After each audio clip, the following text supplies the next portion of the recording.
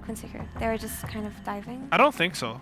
And Because, I mean, they had a lead after they got the Aegis, but their heroes don't scale. Like, you have a Viper offlane who's down to net worth. He's not really a hero. You have a Clockwork 4. He's not scaling either. I don't think Warlock scales with a teamfight to back him up, and there's like a reason why Voicever's not meta. Like, the only way they can win that game is that they win their lanes and they keep snowballing. Like, Viper has to have pressure. Who's taking towers in that lineup if Viper doesn't have a lane? Who's opening up maps so they can play like they did in game 1? okay. Do you remember that tier 2 dive mid? Kind of like they fought next to the tier 2 without an Aegis on Ursa, and then Storm zipped from base and just... Do you think they would have won the game if that didn't happen? No, definitely not. You can't really say for sure because so many things could happen in between.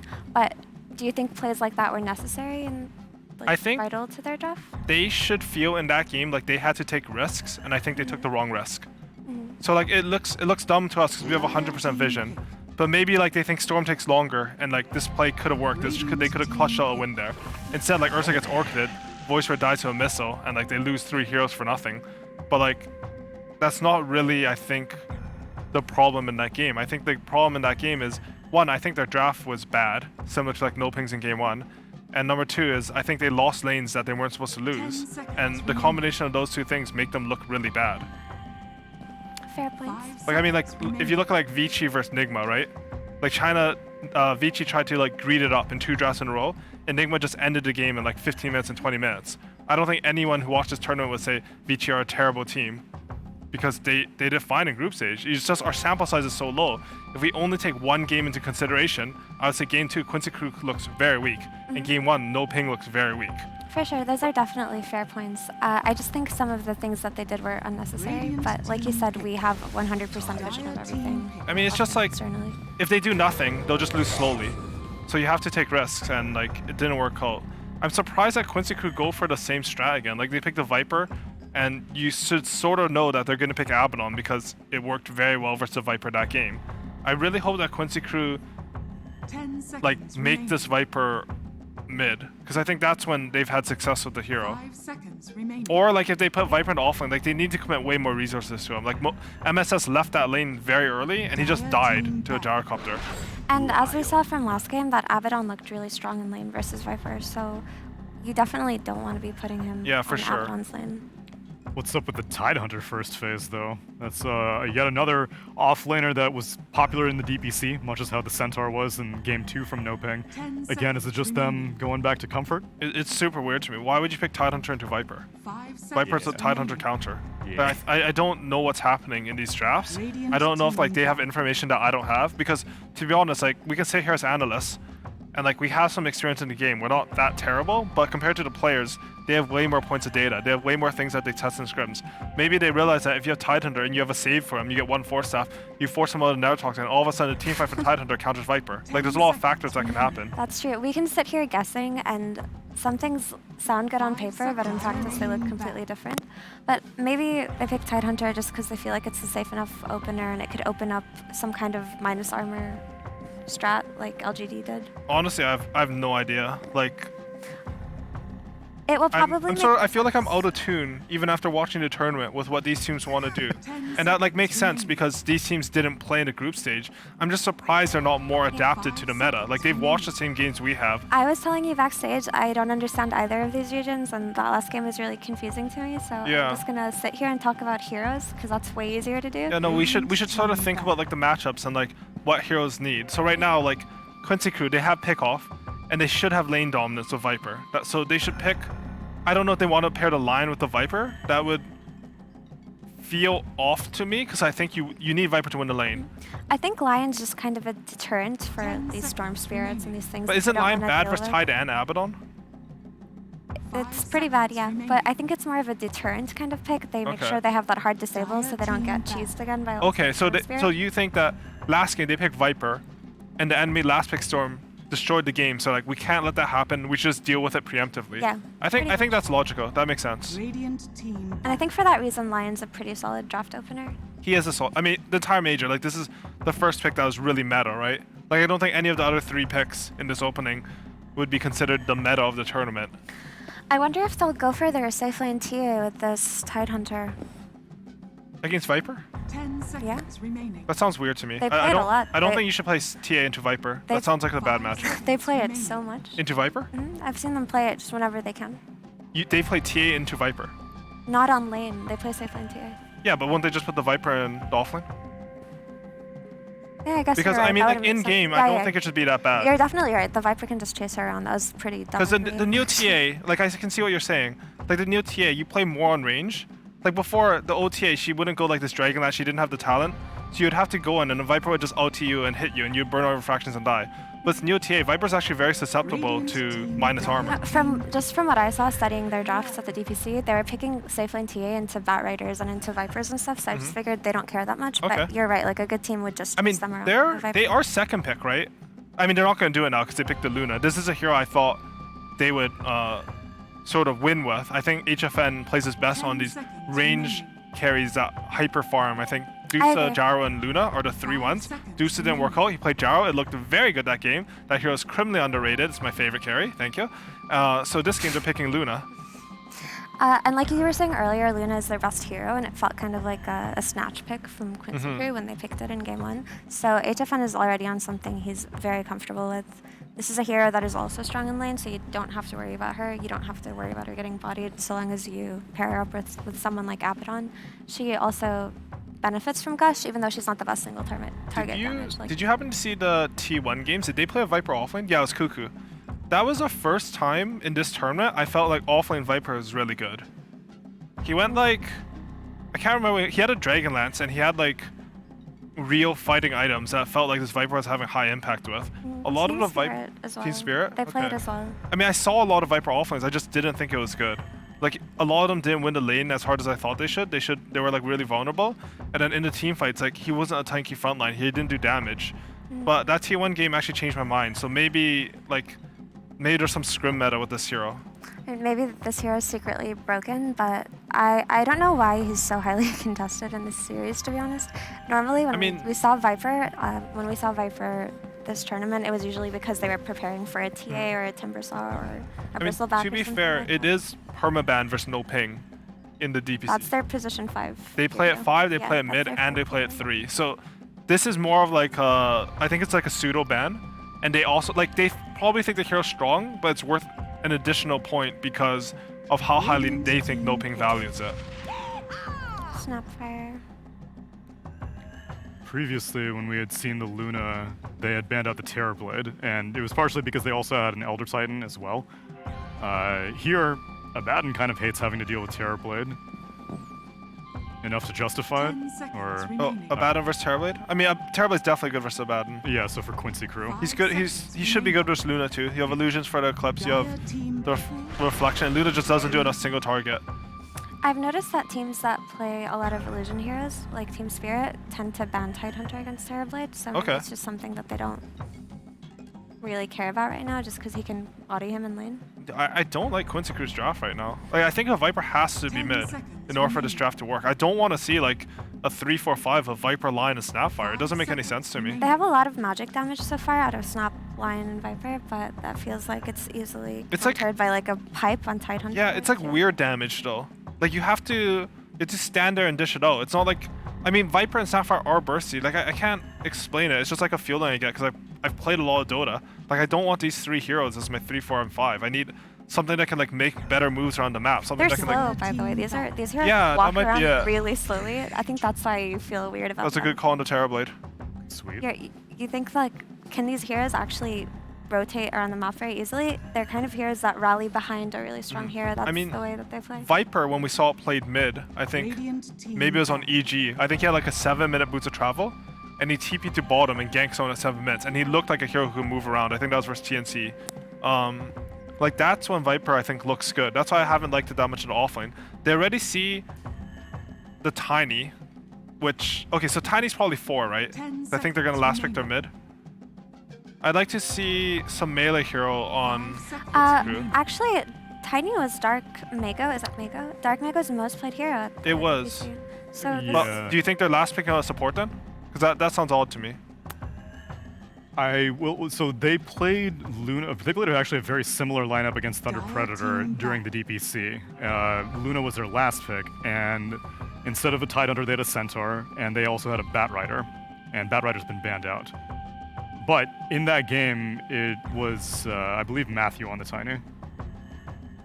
And Dark Mago was playing the Batrider. They, like, Dota drafting theory-wise, they should see the mid from Quincy Crew, and they should counterpick it with their last pick. Okay. But there are times where you do break that. And, like, you see a situation, and whether it's intuitively or you think about it a lot, like, you find a better hero, and you find a better for the last pick. But I would say it's very uncommon in drafting. Do you remember how we were talking about how Quincy Crew loved to buy BOTs on their mid player and on their offlane player?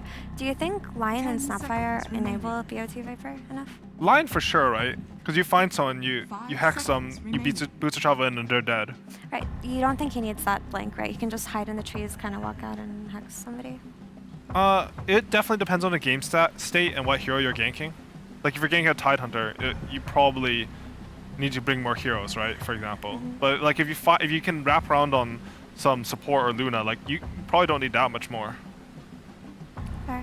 I do like Quincy Crew, at least this game, like they have some proper lane shove. Like last game, it felt because Viper's lane was so bad and he didn't get to go bots. Like you had Void Spear, Ursa, and Clockwork Warlock. Like all 5 of their heroes actually couldn't push lanes at all. Like you couldn't play Dota that game. That draft was actually so bad. The more I think that about Warlock it. pick was awkward. Yeah, it was really super awkward.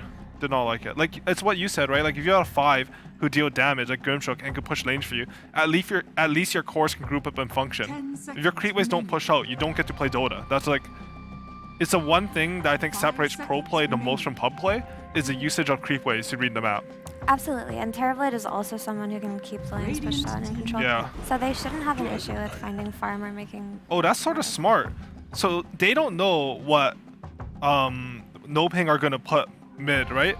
So they're like making it flexible. They can put the DK offline or they can put the Viper offline based on the pick. I like this theory from first pick. I mean, I'm liking Quincy Crew's draft way more now that they picked this tanky DK who can actually stand in front for his Viper, Lion, Snapfire. I don't think Viper is like this old 2012 hero where he's the tankiest hero in the game. He has like a Vanguard or a mech or something. It's not the same hero.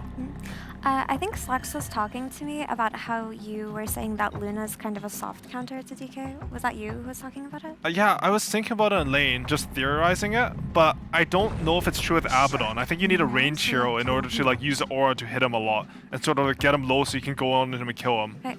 This Leshrac pick makes sense because when I was looking at No-Ping's draft, I was thinking, where is the damage right now? Like you're Isn't gonna have lane hard though versus Viper? You're gonna have Tidehunter and Abaddon and Tiny kind of bodying, right? But Tiny's damage got nerfed and he's going to be a support, so the output's going to come out a lot later. Tidehunter, you don't really think of him as a damage dealer, and neither for Abaddon. That's a good point. Like when they cast Ravage, they need someone to run in and burst someone. Yeah, so I think that's the idea behind the Leshrac pick. His lane does not look very easy. I mean, I actually don't know.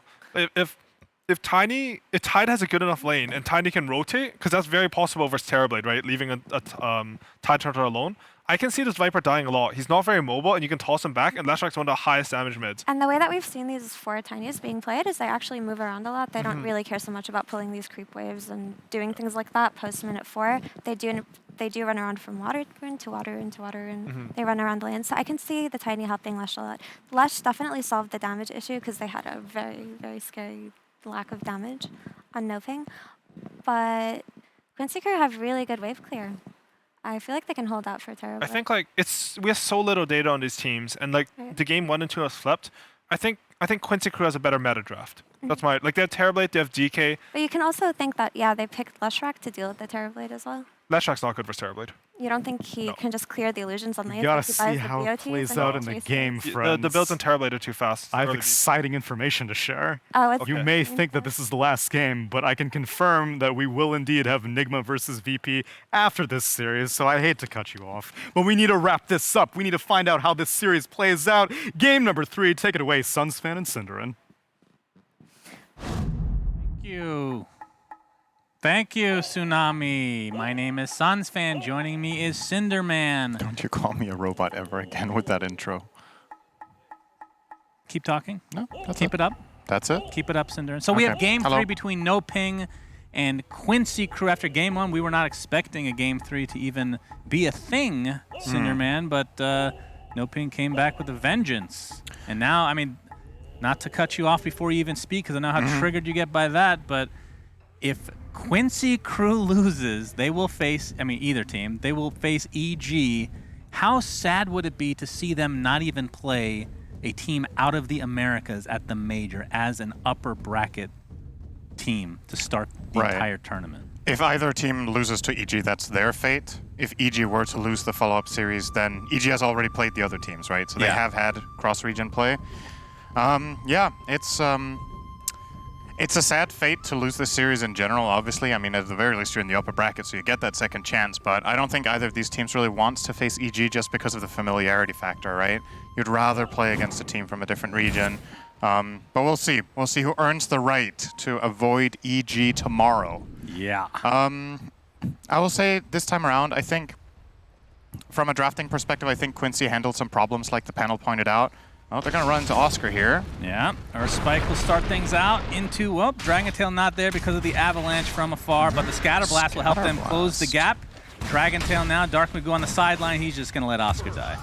And that is first blood, the way of Quincy Crew, so getting active extremely early here. Yep, 5-man rotation into the jungle. Pretty standard stuff with the smoke, and they are the ones to find the kill. So what Quincy did a good job with this time around from a drafting perspective, like the panel talked about, they have better wave clear.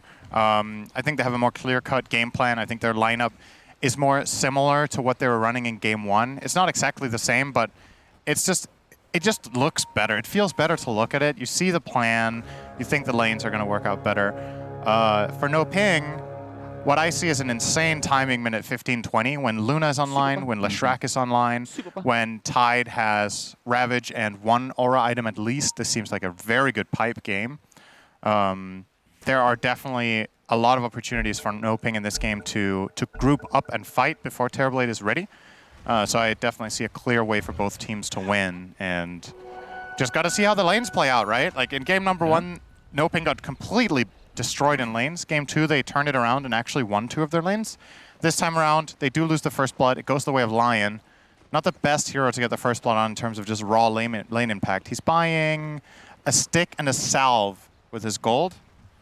And gonna try to pressure bottom together with Leslau on the Dragon Knight.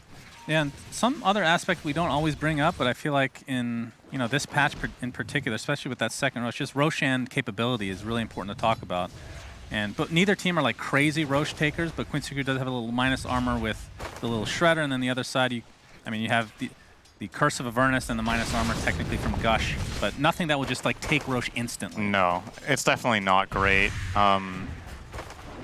If I had to pick my fastest Roche-taking team here, is probably the Radiant because of Luna Aura. I think that overpowers the Terrorblade. Unless, like, if Terrorblade has like 2 or 3 items and pops meta, right? Then sure, but usually you're looking at a first Roche somewhere around the 15 to 20 minute mark if you have a strategy that's built for taking Roche, except Ursa strategies that just kill it minute 10, right? Yeah. So we'll see. Curious about the mid matchup. We've got Quinn now playing as Viper, very different from his 2 last games where he played Spirit-type heroes. This time he's playing a more static hero, more stand and deliver style, and they instead have Leslau on their catch, Dragon Knight offlane, as we've seen multiple times in this tournament. We're probably going Blink Dagger, first major item, so the roles are reversed. I personally feel like Quinn is the best on the Spirits when he gets to take initiative, when he gets to play fast. But they were probably concerned that their laning stage would go too badly. The Viper offlane just was not great last game, and they're going to mix it up. Yeah, I mean, Season 1, this is something I've talked about before with Quincy Crew in particular. They would kind of pull the EG type of card where they pick a Quinn Spirit type hero first 2 and then just, let the chips fall where they may, and he would usually win his lane. And they would never flex like this Viper. This would always be a Lelis offlane Viper. But this season, they've definitely switched it up, like you said. They've gone back and forth between the 2. And, I mean, they've had a lot of success, obviously, or else they wouldn't be here to begin with. Yeah. We'll see how this works out this game. For No Ping, we've got HFN on another really fast farming hero. Last game he was the Gyro. This time he's going to be playing the Luna that Quincy ran in Game 1. So definitely look for him getting a lot of farm, similar to the Terrorblade. An interesting hero versus hero matchup, by the way. Historically speaking, this has been very Terrorblade favored. He can cast Reflection on the Luna, and then he would just overpower her with Metamorphosis. I think there's a possibility for Luna to win this matchup at certain parts of the game. I think in the past we've seen some carry Lunas against Terrorblade go Aghanim Scepter. It's like second or third item. Because either you wipe out all of Terrorblade's illusions with the Eclipse, or you kill him as well if he doesn't have BKB popped. And you could get some serious burst out of a Ravage into Eclipse combo, or Tiny combo into it with the Lesh follow-up. Speaking of meta, so we'll see. Set up with that cookie into the Scatter Blast. Yawar right-clicking from afar. They just need some vision here. Oscar attempting to TP out. Looks like he'll be good to go. He'll make it. Going to the tier 1 tower, actually. So no salve on him. Is there a salve? There's a salve on Matthew coming in for the medic. The medic play, and we're straight back to, okay. That is a very large toss there onto LOA, into the Avalanche. Yawar still has that meta pop. They won't be able to close this gap any further. It looks like Snapfire's Courier will not die. Wait, it goes back to where Matthew was, so. It doesn't, very slow though. Oh, and up getting it. That right click through the fog. Very successful for No Ping. I mean, Quincy Crew, this is extremely early on, but already a 1K net worth lead, which it feels like every game so far there's been a somewhat substantial lead at like the 5-6 minute mark. I feel like every game so far, Oscar has been bodied in the offlane. He has 1 CS. I did not see that. I was like, where's the 1K net worth lead coming from? Yeah, you got first blood, but the cores are pretty even in the top. I was like, I'm counting cores. 1, 2, 3, 4, 5. Where's the 6th? And I just had to keep going down the list until I found Oscar. Wow. Yeah, that acting it out in last place. That is rough stuff. Oof. I mean, he bounced back last game, but obviously yeah, every single game he's gotten off to a slow start for sure. Definitely. I mean, is that more, I mean, not to be negative, is that more on him mechanically talking about, or is Quincy Crew doing something to, as Quinn is just going to chase down Matthew, looks like he'll tick out on the high ground? I will say, I think in both games, Quincy did a good job in the safe lane. But even with how well they played, he should not be losing the lanes this hard. That's just my 2 cents. Just flat out based on seeing how similar lanes have gone in the rest of the tournament, I think it made sense that Quincy were winning them, but they were just winning them by too much. Right. And this is no exception. Tied now up to 6 CS minute 5, being bullied out of lane by Snapfire, who wisely, in my opinion, did not go the little Shredder build, but rather focuses on the Magic Burst. A much better way of dealing with Tidehunter in lane is just to take advantage of the fact that, yeah, you've got Kraken Shell and you're going to break that physical damage, but, you know, you just burst him out every time. LOA getting a nice little sneaky ghost pull here in between the trees, so they're stabilizing top once again for Yawar. Yeah, in terms of the mid lane, 30-7 for the Lesh versus the Viper 32-35-4, I should say, as he's in the jungle right now. So, I mean, the CS discrepancy is going to be a little bit... I mean, both heroes are pretty good at going to the jungle and getting these creeps. I feel like this lane is largely just a draw, right? Like, in the start, you can maybe try to put some pressure as either hero, but ultimately both heroes just start shoving out the wave with Nether Toxin and with Lightning Storm and Pulse Nova, and then you just go and take a side camp like every minute. So, pretty straightforward stuff here. Quinn has managed to build himself a little bit of an advantage. He's up 10 CS currently with 3 coming into the tower. Now he's going to try to wander to the other side to steal this camp and take the bounty. Feeling confident because of the haste rune. This is good stuff coming out from Quinn here. Yeah, and LOA taking out a pretty important courier. That's the boots onto Oscar. Oh, and he's even going to go into Quinn, and yeah, this is going to be a free... Although, reinforcements for No Ping have arrived. So Quinn trying to mitigate as much as possible for his friend, but he's not going to be able to save him in the end. But the cookie comes out. Lesh has the Aphotic Shield applied, but the Viper Strike is still ticking through into the Nether Toxin. It looks like he will survive. Wow, nicely done from Matthew. So I was sure that was a dead Lesh. They actually end up getting 0 kills. Like, so what Quinn could have done there if he wanted, he could have popped the haste and run down the Tide, right? That guy would 100% have been dead. But he wanted to get the bigger kill on the Lesh, and if it hadn't been for Matthew, that would have been a better choice. So good job there from No Ping. Quinn will, however, still steal the stack. Yep, absolutely. And deward. Literally all the creeps, and now Matthew, like you said, trying to deward there, but you are, with that meta, it's going to be forced back thanks to the Gush and Avalanche. And, I mean, look at the amalgamation of heroes here in the top lane for No Ping, Cinderin. Yeah, I mean, they do get the... They do stay alive, but in terms of resources, they're getting outmaneuvered, right? Because now you're exposed bottom. You have a lane that's completely empty. It's a 3K gold lead just in terms of raw resources being mined. Tide has 12 CS minutes, 7:30. Is having an absolute travesty of a game here. And I don't know how you recover as Tide from a game like this. Like, this hero really is a ramp-up hero where you get something out of your lane, you keep building. You're going to be a walking Ravage and basically nothing else at this raid. And that Ravage is probably at minute 10 Well, it's strange because like you have this dilemma, and you can tell me which decision you would make here, but you have a Luna that wants to kill Stack. Obviously, once you level up a bit, Tide can take out Stacks, but do you want to give it to Tide instead of the Luna, who wants to, you know, just snowball from here?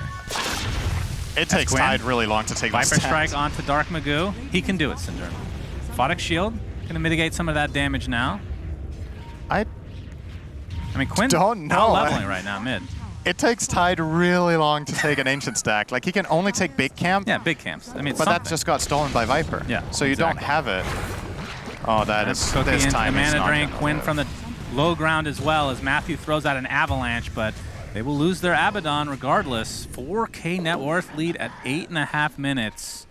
This is rougher so far than game 1.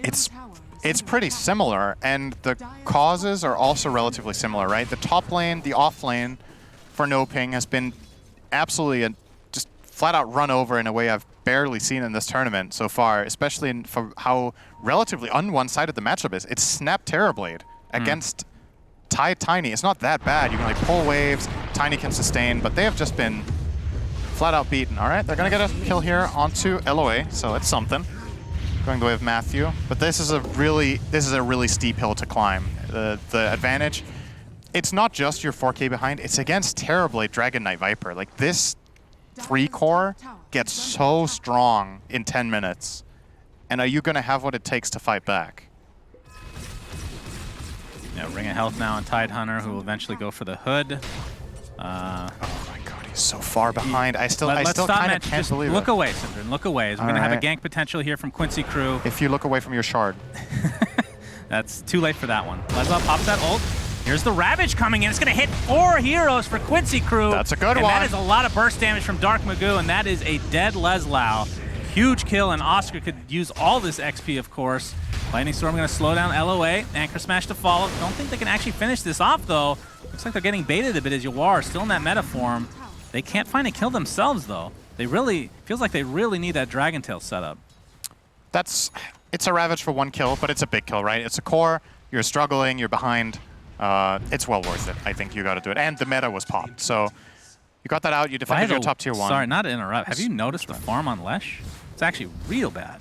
That's kind of shocking. His Boots of Travel, I thought it was decent time, but he's way down in net worth right now compared to... Yeah, he's 1K behind Quinn. Yeah, it's 30 CS. But it's one of these things where it's like cause and effect, right? He probably feels pressure to rotate to help out other lanes because there's got to be communication in the game, right? Like, you're talking about, okay, how are your games going? What do you need? How are you going to play around each other? And I don't think Dark Magoo's sacrificing farm is necessarily a bad move because if he just plays for himself, I think they end up just getting caught and overrun. He needs to take some sort of initiative, and it is coming at the cost of CS. Now it could come at the cost of his life. If they rotate anyone down to Quinn, no, they're not. He's going to be... No one can connect at all. And like we could see, Quinn does have the Boots of Travel as well. We'll be working towards a Dragon Lance as MSS now has Finger at his disposal. Nope. See what they can set up here. Of course, Blink Dagger is kind of the go Double time TPs, they're going to smoke here. For Leslau when that comes online. Snap plus DK, they want to wrap around mid. Oh, yeah. Very good timing here. Dragon Form up in 5 seconds. So you want to make this hit where you get a kill and then you immediately Dragon Form pressure mid tower. You know you have a bit of time on Ravage as well if you've been... Ooh, and HFN is in the vicinity. Matthew going to get stunned from the Dragon Tail, but not from the Cookie. Snapfire ult to fall. That's going to be a freebie on the Tiny. This is a very good rotation from Quincy. And the tier 1 tower is probably going to go down. This is with the Siege, obviously, and the double Dragon, if you want to call it that. Oh. Will Tide get top tower, though? He is cutting behind. The Siege creep is alive. I think this will be a tower trade. Bottom lane. Yeah, MSS, this again would be a huge kill with Yawar on the sideline here. Finger of Death to follow, and that is enough. That is a big one. Big kill. Despite the, like we talked about, the network kind of struggling there a bit for Dark Magoo, but if you can, I mean, he's a hero that can definitely bounce back because of the farm potential of Lesh, but obviously a big kill regardless. You do not want to be behind us Lesh against Viper Terrorblade. Oh, it is really hard. Kind of missed there from the Cookie, but you know, the Dragon Tail to fall, it's more than enough to get yet another kill onto Matthew.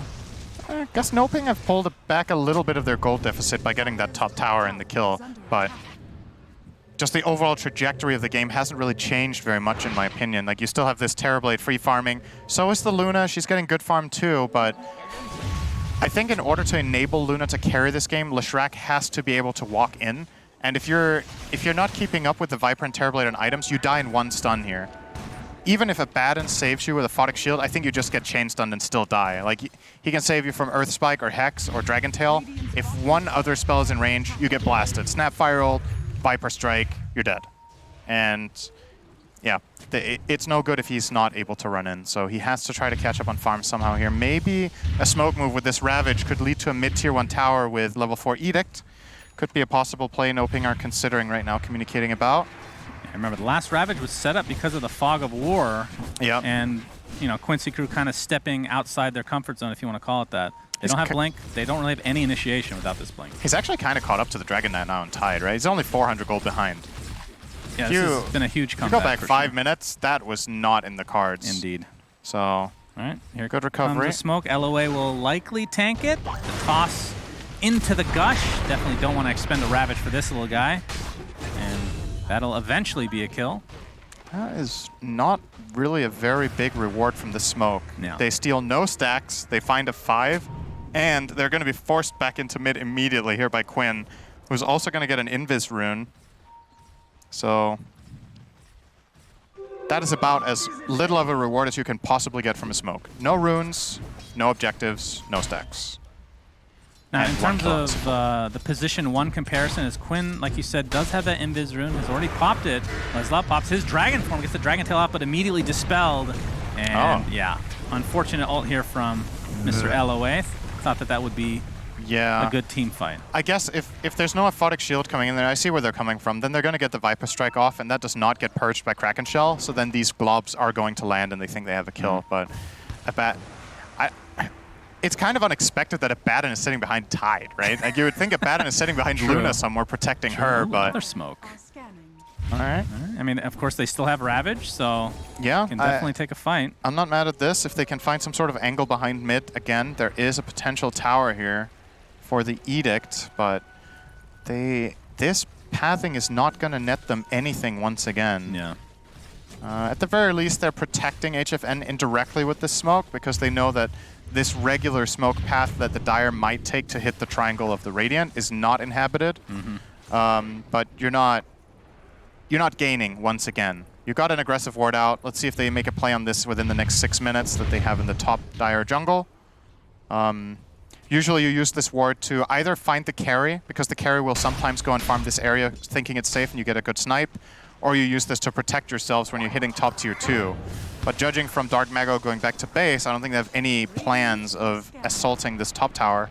And effectively, that just means you didn't really put much pressure with this smoke on the map, and Quincy are just content to farm.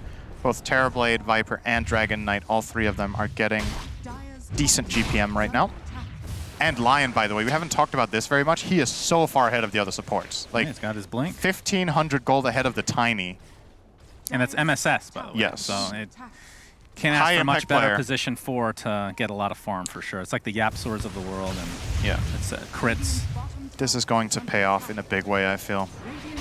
Obviously, is playing into the Abaddon. It's one of the best solutions for Lion, I think, from a 5 position perspective, but there's still so much you can do with this. Like, even if the Abaddon is ready, just the fact that you can force the Aphotic Shield, that you have your own chain stun, and the burst. Oh, Tide is in a lot of trouble here. No he is quite not getting out of here. They find him on the other side of the tree line, and like you said, especially with that Nether Toxin. Okay. Maybe. Hey, he needs the stacks. Okay. I mean, MSS needs these stacks, man. Yes, That's he what does. And he gets the last hit, too. That's the... Just like he did in the bottom kill, right-clicks him to death in the end. I think we had a conversation about this, but you didn't actually answer my question. This was a week ago, and I remember this vividly, because whenever you ignore me, it's just a painful memory each time. But do you typically go for the HP talent on Lion? I think you need to have a really good reason, to be honest, to do it. Usually in pro games, when you hit level 15 on Lion, let's say you have like 3 kills, then it's effectively, at that point in time, it's a 200 health talent. You can take 200 health or minus 2 second cooldown on your best non-ulti spell. Right. Like, depending on the game. Like, Hex can also be amazing, of course, but your bread and butter is Earth Spike. It's a pretty major cooldown reduction. 2 seconds might not sound like a lot, but when the baseline is 12, going down to 10 is a really big deal. So the reasoning I would have is either you're playing Core Lion, or you have a lot of finger kills for whatever reason, or you really desperately need the HP against something. Like every fight you're getting jumped by Tiny or whatever, and this extra bit of health will mean the world to you. But if you're getting jumped by Tiny, you're probably out of position, right? So then you're solving a problem that shouldn't be there to begin with. So most of the time, I think in this tournament, we've almost exclusively seen the Earth Spike cooldown talent, I want to say. I just think it's the stable one for the most part. Yeah, it's definitely stable. But you can buy both technically, right? It's both HP and CDR technically speaking. It's not like one of these talents where you literally are not able to purchase something that comes out of like extra damage to a spell, or I guess you can do that too. As tier 2 tower, all right, that is actually a freebie for no ping. Yeah. And it's not even in trade for another tier 2. No, Quincy were flat out just not ready here. I was gonna say, like, this game has quieted down quite a lot. Like, both teams are just farming. Probably Quincy feel pretty confident because their Terrorblade's hitting a BKB timing now, and now they can go fight. I personally feel like they should have taken more advantage of the fact that whenever Ravage is on cooldown for the Radiant, their lineup just seems stronger to me, and put a little bit more pressure on the map. But at the very least now they look to be trading bot, and they're turning it into a fake play here. They're gonna smoke. There was a ping though, coming out from Matthew. I think he knows this smoke is happening. Maybe this is a trademark Quincy play that they've seen in replays. Backing off from the tower.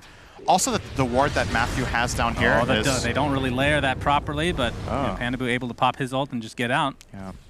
That ward down here from the Radiant in the bottom Radiant jungle also. I thought that they were just going to be happy with that tier 2 trade in the bot lane. I would have thought so too, but yeah. I'm not sure what it is. Like, Quincy seem a little bit nervous to me, almost in the way that they're playing the game. They just really don't want to play EG again. Oh, then they should win. Yeah, they should win.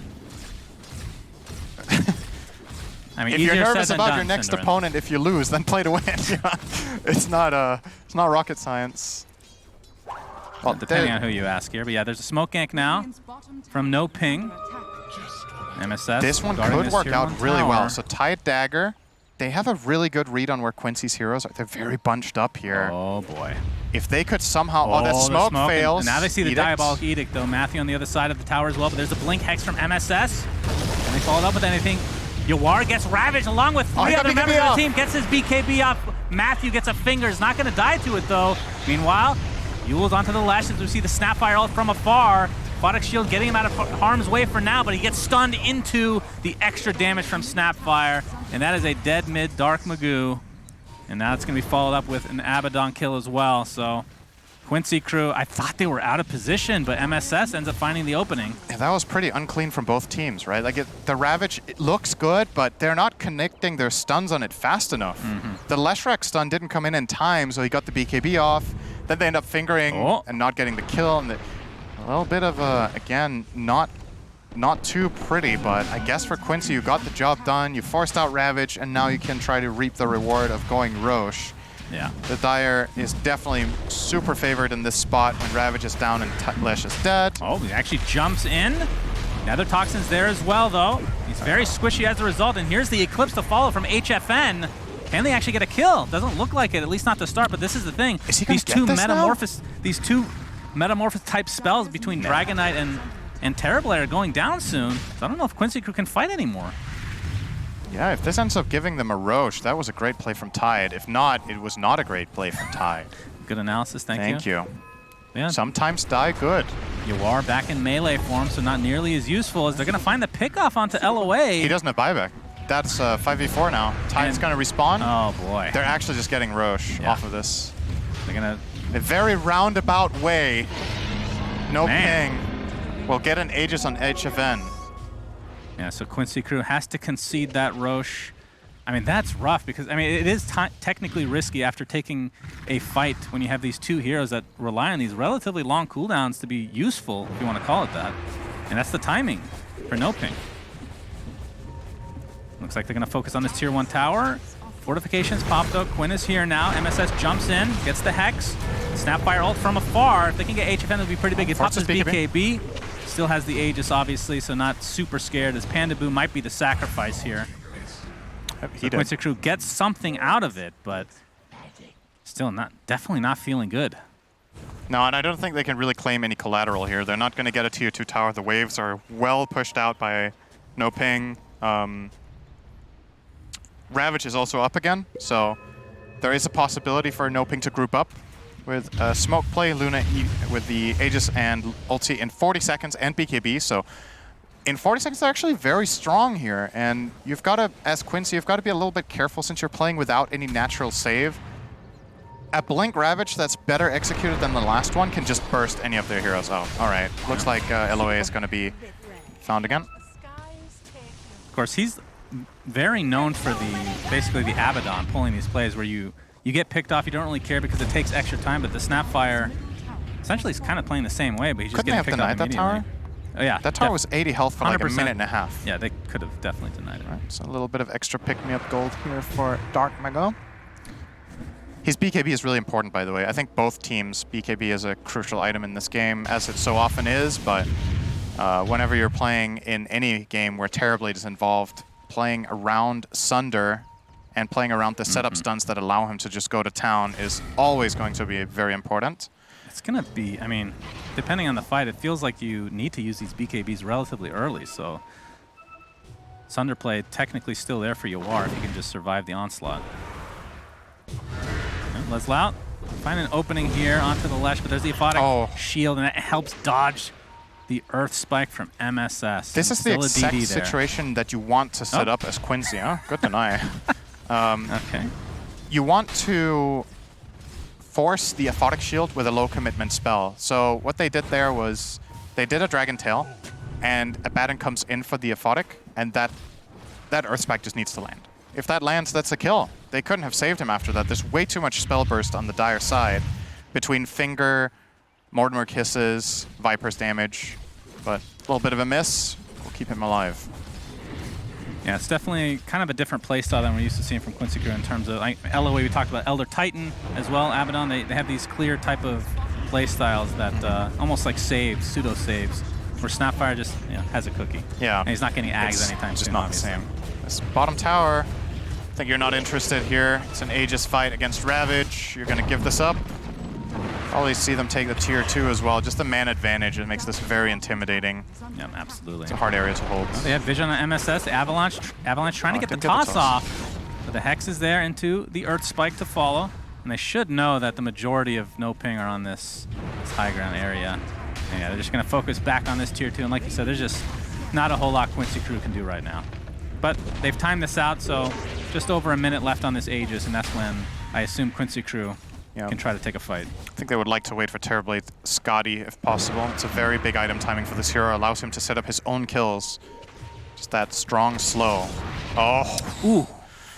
That was really close, and that could have gone really bad. But HFN just gets out by the skin of his teeth. Gets level 18 up top, so that's the level 3 in Eclipse. So what BKBs do we have on the Dire? We have 3, right? All 3 cores.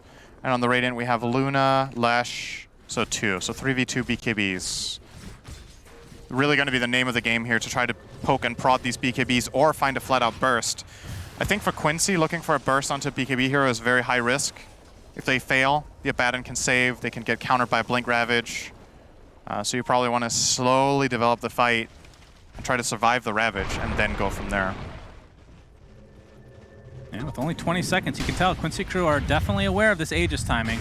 See if they can time it well. As there's the jumping from Leslout onto the Lesh, into the Viper Strike to follow. The toss out, trying to save him. Yule's keeping him alive a little bit longer. And he'll survive through that onslaught. And we'll see if No Ping can take advantage of this now. Good word here from LOA, giving them a lot of information if they want to try to pursue more. Terrorblade is currently sitting bottom, pushing this out. They should really be taking this tier 2 tower bot now. Like this has been standing here for definitely 5 minutes too long and has been keeping them away from getting that outpost equalization for quite some time. And now they're just going to focus on a different tier 2. Yeah, of course, this is does Quincy Crew try to defend this is the question. Not this one. They need to obviously defend high ground. They're going to be outpushed, I think. Even if their heroes overall can push faster, I don't know if they can actually against Luna Lesh, but obviously the Radiant a little bit ahead there. I'm hearing something. The Scotty timing is now technically online. Dragon Knight testing the BKB. It does work. Oh no. Leslau. Oh dear. Yeah. Using BKB, easy for Leslau. That is, I mean, that's just another minute you're going to have to wait to be able to take. I mean, His Dragon form was down anyway, so they wouldn't want to fight without that regardless. That's true. Still, not a good look there. And it's funny because I feel like, from Quincy Crew's perspective, ever since they got Lelis, because obviously this team has been around for quite a while in some form, but when he took over as the offlaner, that's when this team really took off. He's been kind of the, well, I guess you could call every single player on their team a carry of sorts, depending on the game, but he's been a very, very stable figure in the offlane. Yeah. And MSS, you can see, has the Aeon disc now, so... It can happen to anyone to misclick on the keyboard and use your BKB, right? Yeah, we've like, seen it at really TI many a time. MSS on the high ground. Leslau's there as well. Oh, the instant hex onto the Tiny. Looks like the Snapfire ult from afar. Pandabu's going to pop that ult, survive a little bit longer. Avalanche in the toss away. Create some distance here. Matthew not quite going to go down here. And the heals up from the Abaddon are going to save him for now. Dark Magoo in the meantime being right-clicked at a newly picked up Scotty of Yawar. Pops that BKB. He's going to destroy the Abaddon. And now they're surrounding the Leshrac. Matthew trying to get some pickoff. They'll find MSS at the very least. But these are 3 big pickoffs here. Triple kill for Yawar. And they only lose 2 supports. No Ravage used. There was no opportunity there for Oscar to really get in there. And yeah, well, the Luna didn't use BKB either, but she did use Eclipse. This is kind of dangerous. You might have to use buybacks here. Oh, right? The jumping into the instant Lucent Beam. And now the Ravage comes with the double buyback like you talked about. Now Quincy Crew on the run. They're going to lose Lelis to start things out. Make it 2, and Yawar gets Yules from the other side of the tree line. And that is a huge buyback. Actually, he's going to get his Sunder off for now, but I don't think he's getting any kills out of this. Way too much magic damage, as I can actually hear No Pink screaming in the background. They are very happy about this turn of events, and I can't blame them. That's a very important precast on the Lucent Beam, but at the same time, what a YOLO Blink Dragon Tail. Yeah. Like, you're playing into a team that obviously has buyback on defense, and you're a core exposing yourself. Your team has no BKBs ready. That just seemed very uncharacteristic for Quincy. Like, it's just like, look at the risk reward, right? Like, you're blink stunning into Fog against a Luna with BKB, buyback heroes on the enemy high ground, and you don't have meta BKB on your cores or any ultis. That was absolutely crazy to me. I can't believe they went for that. And I mean, this is an Abaddon with a Luna. This is going to be a real fast push. Fortifications pop. They do have buyback onto Yawar, but it's 20 seconds. It'll feel real bad to have to use it now, but if you don't, this is one lane of Rax.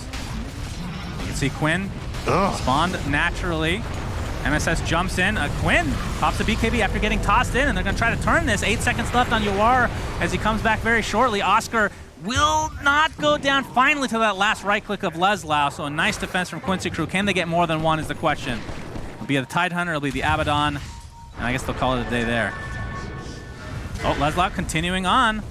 Looked like he faked back there. Alone. Blink Dragon Tail. No one's even close. He's not going to get this kill. Yeah. Has the spider legs there, but I mean, they didn't cost any buybacks for Quincy Crew. That is the very good news. Yeah. But did they get melee racks? They did. Yeah, so... They got the melee racks in half of the range, and what did it really cost them? They lost the Tide, who already used Ravage, and then lost the Abaddon. It's honestly really, really good from No Ping to push down mid there. I think it's a great choice. And in comparison, let's say Quincy would have bought back on cores to defend there. I feel like there's an escape strategy for No Ping because they're not blinking into the enemy base on some sort of stun catch. They're sieging from afar. They have a hard dispel Abaddon protecting if there is a jump in from Dragon Knight or Lion so that they can disengage. So their push is just way safer. Yeah, now Quincy Crew going to focus on the tier 1 top finally. And I feel like this second Roche, I mean, we've talked about so many times how important it is. I feel like it's more important this game for Quincy Crew more than anything because it feels like No Ping are starting to build a nice lead MSS here. with the opener. Yeah, Leslau jumps in with that Dragon Tail. Yawar pops that Metamorphosis with the BKB activated. Now HFN with that BKB has to run away for now. He's getting surrounded though. Viper Strike applied. Finally the Ravage comes out. Looks like Leslau's going to die in the midst of things along with Quinn. Leslau finally ticking out here very shortly, but they do get the Luna. That's the important kill, but it's going to cost them 3 of their members. Buyback now into Leslau. Yawar is completely surrounded. Dark Magoo basically has no mana to speak of. Gets mangoed on the sideline. And Yawar and MSS trying to team up to take out Oscar. They should be successful in doing this. Cost them a buyback onto Leslau, though. This is and a Roche. Roshan is... He's spawning now. Is he? Wait. Where's Roshan? Hello? He's angry after the last game. Nobody took that shard. All right, now the buyback onto the Tidehunter. Looks like the Earth Spike's going to connect on one. Now he's up. I mean, 45 seconds, no Luna, no buyback. Yeah, I don't think you can do it, though. Yeah, they don't have... Not with that Tide buyback. You can't do this. Yeah, absolutely. MSS, the Aeondas, is going to proc. He's going to get surrounded now as Dark Magoo trying to take advantage of these Spider Legs. Basically has no mana, though, as Yawar trying to chase. Panda Boo gets off the Aphotic Shield. Oscar, this is the buyback here, but he's super tanky right now. Leslaw's still in Dragon form. Did Les just TP out right in front of them? Koki coming in. What? Going to get the stun out to start things out. Okay. Looks like the Snapfire ult is up again. They're going to use it to take out Matthew, and they're going to try to turn this now onto the Abaddon, so they're going to get a couple kills at the very least. Did they see Lesh TP? I mean, he was low on resources, right? So I guess, but then it's kind of, dude, this is so strange. Like this is a weird game. The Tide is committing in. If Leshrac doesn't want to go, that's fine. Like, you're not in a super hurry to defend this Roche. The Dire isn't going to kill it in like 5 seconds, right? So if you wanted to disengage with that Tide buyback and just reset your Lesh and then go contest Roche, that's fine. But they bought back the Tide, he runs in, and all he does is wall for Lesh's escape, and then you're just feeding your 2 supports and giving away Roche. Right. That is really, really big for Quincy. I wonder who's going to get the shard. Probably going to be used to fertilize the Roshan pit once again. Probably, I would say MSS probably. I mean, I think LOA's is the best, but he doesn't really have any blink action going. It is good on Quinn. Yeah, that's true too. All right, MSS has it for now. We'll see if he can he's going to bring it to not. Quinn, I think. Yeah, the Quinn. Oh, that's true. The Viper one is extremely good. We'll talk about that. Minus armor is great for the... Yeah, absolutely. We see the team fight here. Just everybody on top of each other. The Luna dies relatively early. Did cost a couple members Quincy Crew, but Yawar just is... He's very survivable in these fights. Has a ton of stats. Obviously, the Sunder's a big deal. We're going to see the Split Earth actually connect on Quinn. Off the BKB, gets the Viper Strike off, and Dark Magoo's just gonna TP out. See if they can turn things around here. Might find the Abaddon again. Again, this is such an annoying hero to kill. It takes quite a bit of time attempting to TP out, but they have the double stun, double action, and down he goes. But yeah, like you said, Quinn did take the shard officially, I believe. So this will allow poison attack to work on buildings, and it applies minus armor, which... He does a lot of damage to towers. He also has Orb of Destruction. Every time I hear that item, I think of Diablo 2. Okay. There you go. Thanks for sharing. Yes. Synderen. No, it's because the expansion is called Lord of Destruction. It sounds so much like Orb of Destruction. Oh, okay. Thanks for that little trivia. There's probably a few 10,000 people watching that have done their fair share of Bale runs in their lives, so they will understand where I'm coming from. All right, here goes the tower. Now, keep in mind, they're trying to go high ground. This is a split Earth shard for Leshrac. It is very good for high ground defense. I mean, there's no way they're actually going to commit all the way, because they still have Aegis for another 4.5 minutes. And meta, not sure if that's quite up yet. It actually is. He's going for an MKB next, it looks like. So I haven't encountered this situation very much in my own game, so I would imagine what you do is you kind of treat this like pseudo-techies. Like, you bait out the Lesh stun, then you go to another lane if you can, right? Like you. But it's up so often. It is. If you can push 2 lanes at the same time, though, he has to choose, right? You have Dragon Knight, Terribly Viper, all 3 tower heroes in this game. Make sure you at least place 1. Leslao pops out. Oh, there's the Ravage. They're trying to burst down Yawar. He has a Satanic. He has Scotty. He has everything. Looking for the Sunder target. Will be on the Tidehunter. He's just going to get cleaned up immediately. Super fast kill. So the Ravage ends up not working on. That's a really long cooldown. Wait. Not available as Quincy Crew now take the tier 2, and they just can continue on here. Was the target actually Terribly there? I believe he was the only one Ravage. He hadn't used meta. He has Aegis, BKB, and Satanic, and a whole team. Very strange. That is literally a 0% probability play. That literally? will never work. That will never work. Even if you kill him. Oh, he's going to split Earth, connecting on severed hoods. They're trying to toss Leslao into the tier 4s. He gets extremely low. Looks like he's going to survive for now, trying to dodge those split Earths. As look at that. Scotty going to work on Dark Magoo. Down he goes, and just like that, Quincy Crew's just going to win the game. How does this happen all of a sudden? Second Roshan into a couple of pickoffs, and now they have all this pushing power. For what it's worth, I wouldn't ascribe very much of that to the extra shard in this patch. I think shard is unbelievable. I don't even know if they needed an Aegis there. Like, that was just crazy. That is true. MSS is going to get jumped for now, and only 2 members of NoPing trying to at least get 1 kill. The Sunder save from Yawar, and now Luna goes down. She does have buyback. Remember, this is not the tournament life's on the line, but loser will play EG in the lower bracket.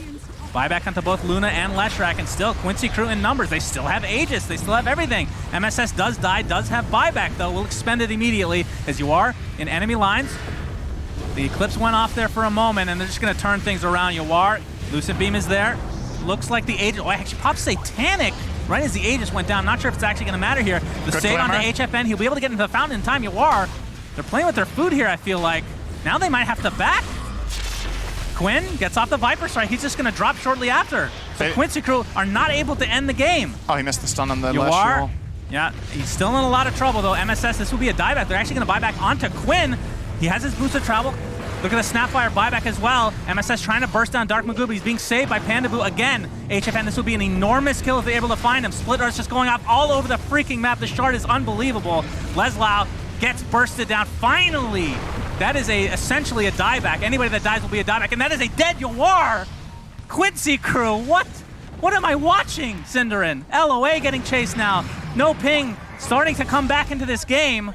No Aegis. No cheese, I believe, and they only get one set of racks? What? What am I watching? Look at that cheese, 3 satanics used during that time. Oh my goodness. I mean, buyback galore here. That was a really clutch respawn coming in from Pandaboo. I'm not sure we're going to see that in this replay. I don't remember when it happened. It was probably 5 minutes ago. This fight took forever, but that is actually before this. So he just barely respawned in the fountain, came in with the Aphotic Shield and the Glimmer Cape, and Quincy had no detection. Yeah. They would have killed the Lesh there and probably ended the game. All right, great replay. I love speeding it up. Let's go push the other way. They can do a lot here. Actually, Yawar did get buyback eventually there, so he's going to pop it. But it's 3 versus 5, and I do believe that this is going to be GG in No Ping's favor. Matthew? Ravage. See the Ravage onto Viper. They have the Split Earth to follow. He gets Force Staff. The Sunder save. Nice Thunder, beautifully done into the Satanic. So Yawar is very safe and sound as Dark Magoo looks like he's going to go right-click down. Can No Ping actually finish this? The Ancient not quite low enough to actually go for this. HFN pops the BKB, trying to go for all in here. I don't think he's going to get it. He's just getting right-clicked by Yawar and still in meta right now. Tide is getting it. Panda. Sadly, Tidehunter didn't get the shard, so he's not able to burst down those buildings, Cinder, and his Pandaboo drops. What is it? What am I watching? What is this game? All right, now Quincy Crew are perhaps going to finish the game. What is this? All right. This is, Down the other way. This is entertaining, but this is very sloppy play from both sides. Let's go bottom left now. We were just top right. All in. All right, Smoke. well, the good news for No Ping at the very least, the silver lining right now is I believe those tier 4s are still intact. Their Ancient is not completely exposed. Yeah, 1, okay. Single tower. There's I mean, no you meta. got a throne here, right? 60 seconds, no Lesh, 40 seconds, no Abaddon. I was going to say this should be enough, but I'm going to reserve my judgment of what is enough right now. Going to have to wait and see how this goes. All right, we can see that shard from Viper going to work onto the tower and the minus armor from Snapfire. They're decimating these buildings, and Quincy Crew looks like they're going to somehow win this game. I don't even understand what I watched. What the hell is this? This wasn't Dota? Oh. Jeez. I'd love to see what a game. I would love to see a reaction of the player cams. I feel like this is the kind of game where you're not it's not joy, right? It's going to be relief. Like, I guess. I think either team winning this game in the way that this ended is probably not going to be happy with the way that they won, but they're going to be relieved, okay, we got it done, right? Right. That felt like they had to run a marathon to cross the street. That was really... Well, if crossing the street is winning a game of Dota, sure. Yeah, it was, like you said, super entertaining, but depending on how your perspective of it on it, probably for some of the wrong reasons. But yeah. I mean, it's always thrilling to watch a game that you have no idea how it's going to end. But let's, like, thinking ahead to the further stages of the tournament. Now, Quincy Crew is top 6. If you want to get higher than top 6, this is not going to cut it. Like, what we saw today in this series will not beat the opponents they have left. Yes. So you need to, you know, take a breather, be relieved you got this done, you got the win. But there were so many mistakes from both teams in this game compared to what we've seen from, like, the S-tier teams here. And, you know, you're getting further in the upper bracket, those are the teams you're going to be facing. So you got to clean up your game from this. This was very, I mean, again, like you said, very entertaining, but extremely sloppy from both sides. And that's not something I was expecting, especially for, I mean, I haven't watched as much No Ping, but Quincy Crew have just dominated in the last couple months. And this was not the same team that I've been used to casting. So well, it is. There's the nerves of the big stage. And they haven't technically played an official match in a long time. Right, and the level of competition might be different. You know, most of the opponents they face in the NA DPC might be significantly weaker than No Ping, but you would argue, you know, they beat EG. who we would say on paper are definitely a stronger team, probably than both of these teams right now with what we've seen today. But that's the beautiful thing about a double elimination tournament and having time, is that you can learn a lot from a game like this. You have time for Noping, you have until tomorrow. For Quincy, you have 2 days. You know, figure out, clean up your play, and show up stronger for the next series for both of them. Yeah, so that was an intense series. I'm sweating profusely because of the excitement that was had. I thought each team won at like 5 different stages of the game. I'm very confused. Let's see if the panel can break it down for us. Thank you very much, Unspan and Sind. And yeah, we were right there with you. Don't worry, that was an absolute back and forth, and can only imagine what it was like to play that game. Like that must have been mental. But credit to both teams for being able to almost win. Obviously, Quincy Crew 1 step ahead, Lizard. Yeah, I have to say that I'm feeling like you're obviously happy for Quincy Crew, right? But for Noping, for these boys, after being like this game was so difficult for them to win, and they almost clutched it. I feel like that's even worse than just losing. You know, if you just lose, that's it. Like, we drafted poorly, whatever, you know. But being so close, hitting the throne, and still being unable to finish, that feels... Yeah, that we feels still hard. have some highlights, but hey, Quinn's with us as well, because, you know, my little ramen shop. Hello. Very quaint. I cannot offer you ramen other than uncooked. I'll pass. Good call, good call. We were about to watch the highlights of you guys' last game. Quite the back and forth at the end. Yeah, keeping it close. I really want to wait for the later highlights so we can ask Quinn directly, what was going through your head? I have to ask him, our commentators brought it up, after a game like that, is it happiness or relief? It's much more relief. Yeah. I mean, I also think we didn't play particularly well, so it's more like frustration with how we played and looking to go back and watch replays and get better, because you're not going to win a tournament if you play like that. Yeah. What happened between game 1 and game 2? Like, in game 1, you guys stomped. Game 2, it looked like a different team completely. I'm not sure. It's hard to say. I mean, the draft and like the lanes were just not super favorable for us. So it makes things a bit harder. Yeah, it's random stuff. It's kind of hard to say. This fight right here. Yeah, it wasn't great. What was it? Because what was the thought process like? You killed a couple. You know? It's great. You go high ground. I mean, we thought we were gonna kill them on the jump them in the base because they have people dead. I mean, it was just bad. It was just bad. I like this part, especially you guys walked up the high ground into that 4-man Ravage. Was that part of the plan? I mean, we kind of just didn't care. Like, we have some Aegis and cheese and stuff. We probably early BKB'd a bit, but I think that fight is fine for us. Yeah, MSS hit like a 3-man Impale as well in that fight, so you hit Ravage back with Ravage. Pretty solid. It was a very entertaining game. It might not have been your guys' cleanest performance, but definitely a lot of fun to watch. Yeah, there's something you've said for entertainment value, I suppose. You guys already kind of knew you were going to TI with 800 points. You know, the chances were pretty high. Yeah, it was like 99.9. Yeah. Like that. But now it's guaranteed. Guaranteed. Yep. Is that extra happiness level on top of it, or did you already kind of accept you were going anyway? It was sort of already in at least my head, Yeah. so I also just wasn't thinking about it that much. It was nice after we won the initial series to get to 800 points, but for now it's... Were you worried in this situation? Like, they're getting really close to the throne? Yeah, we were. Yeah. We were definitely worried. Was someone louder than the rest in the voice comms, or did you keep it cool? And people who are alive were loud. Yeah. And we're just yelling to kill the Luna. Do you think that the Ravage was a bit early there? Do you think you'd lose because you were both BKB'd? I wasn't BKB'd. Oh, he hit you and then you got sundered? Yeah, Yawer sundered me. Did you call for that or did he do it? No, he just did it. Nice. Yeah, it's a, you can see it is mostly relief from everyone. it's definitely relief. Also for Leo. Yeah. Oh yeah, I bet a little bit of rivalry there. I mean, you know, you gotta respond to favor. For Leo. When it comes to the meta, do you think that you figured it out completely? What's wrong? Nothing. I just wanted to make sure the viewers at home get a chance to see Quinn.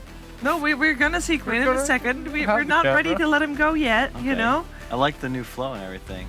Yeah, it's the COVID do. Yeah.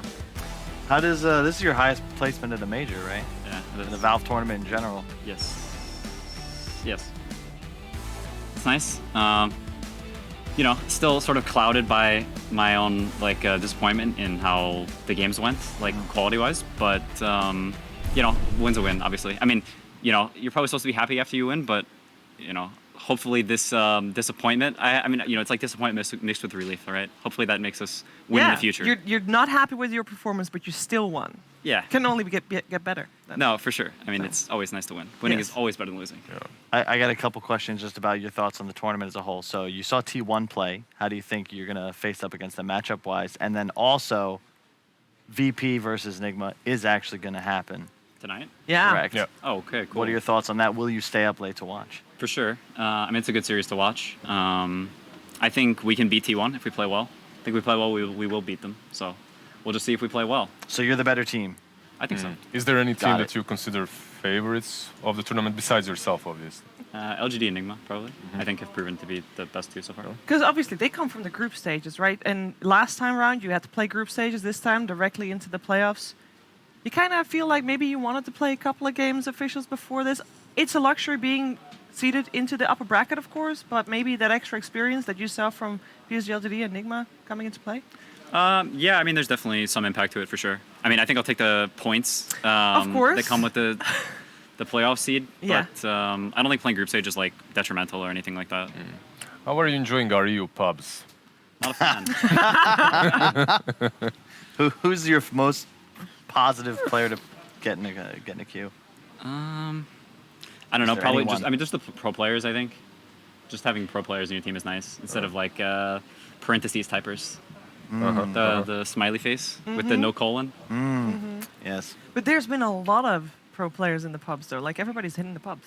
Yeah, I mean, you know, what else are you gonna do, right? Just practicing. True. Yeah, but I mean, I feel like that should be enjoyable. You know, there's a couple of bad eggs in it. No, come on. It only takes one bad apple to... I guess so. Pubs ebb and flow. Yeah, I saw some Yeah. great and like average MMR rankings anyway, so that must be nice still. We're gonna let you go because we know it's late and we gotta also move on. So, who do you think is gonna win? VP Nigma? Are they replaying draft one? They're have no playing. We don't know, but as far as I'm aware, they're gonna redo the whole thing, but I'm not sure. I think probably Nigma slightly favored. Okay. Cool. Thank you very much, Interesting. All right, and thank thank you. you for Which coming way to do I my ramen shop. Just go out. Just dodge the cameras. Yeah, you go around to the left. Watch your step. Watch your step. That's a TI panelist right there. Yeah. He made it to a finals, but will he do it as a player? That's the question. That is the question. I mean, he's very critical of himself and his performance with the team, As he should be. as That's he the should thing, be. right? 'Cause I think that's a really good thing. Because you know, he could have come here as like, yeah, we won top 6, happy, everything good. But no, he's like, you know, we won, yeah, but Because they have bigger goals. Yeah. Right, that's the thing. Yeah. If you're no pink, you're pretty much Oh, yeah. coming to fight for TI. Oh, I just like, God, that's heartbreaking. Like that throne dying. That's TI. That's TI right there. yeah, that's why our camera was a lot on Noping. We didn't really talk It's yet my about their God. performance. They were so close to punching in Yeah. their ticket. I can tell you, I've been there, so I haven't been where Quinn sat. Like The winner. I seats? didn't do that interview, but I have been where No Pink sat. I swear, Mm-hmm. it feels like you just got like a bunch of Dementors just kind of ran into the building. Yep. There's nothing left. Yeah. It just hurts. They do and I have hope another they game. bounce back. Yeah, exactly. They do. They can bounce They can back. play up against EG. See how that goes. I would love to continue talking about this series, about the results, but we can't because we got to move on. There's another series coming our way. So thank you for coming to my store. Wait, Thank who's you. playing? Do you know? Virtus.pro versus Team Nigma. No, but like Miracle is playing. Miracle is playing. Miracle's playing. Yes, All right, he's having an IV drip at the moment. fantastic. Great. He's gonna Remember have to a done stay before game. hydrated, everybody. He's staying hydrated artificially. So he's stay hey, that's We'll be the ideal. future If of I could Dota. walk around with an IV drip, so I don't have to. Actually, I do like drinking water, but Drinking water's nice. feeling hydrated is a really good feeling. So, thank you for coming to my ramen shop. Thank you for coming to my ramen shop. We'll be back in just a little bit with more Dota 2. It's going to be Virtus.pro versus Team Nigma. See you after the break. My name's Rich Campbell, and you're watching WePlay. Don't go anywhere. We'll be right back.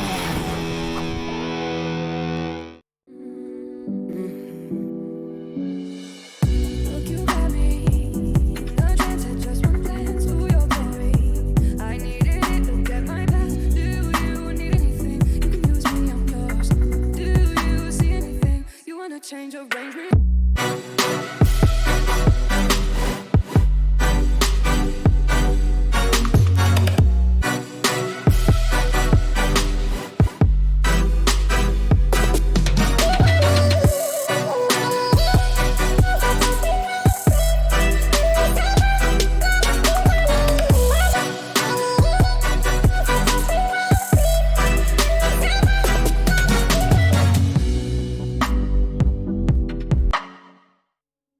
Every event is a part of esports history, full of memorable moments every fan wants to be a part of. Get your own unique piece of esports with WePlay collectibles. Here is the first collection, Storyline. Logo token, trophy token, story token. Be sure to check all the details on our website and stay tuned for cool NFTs from WePlay Esports.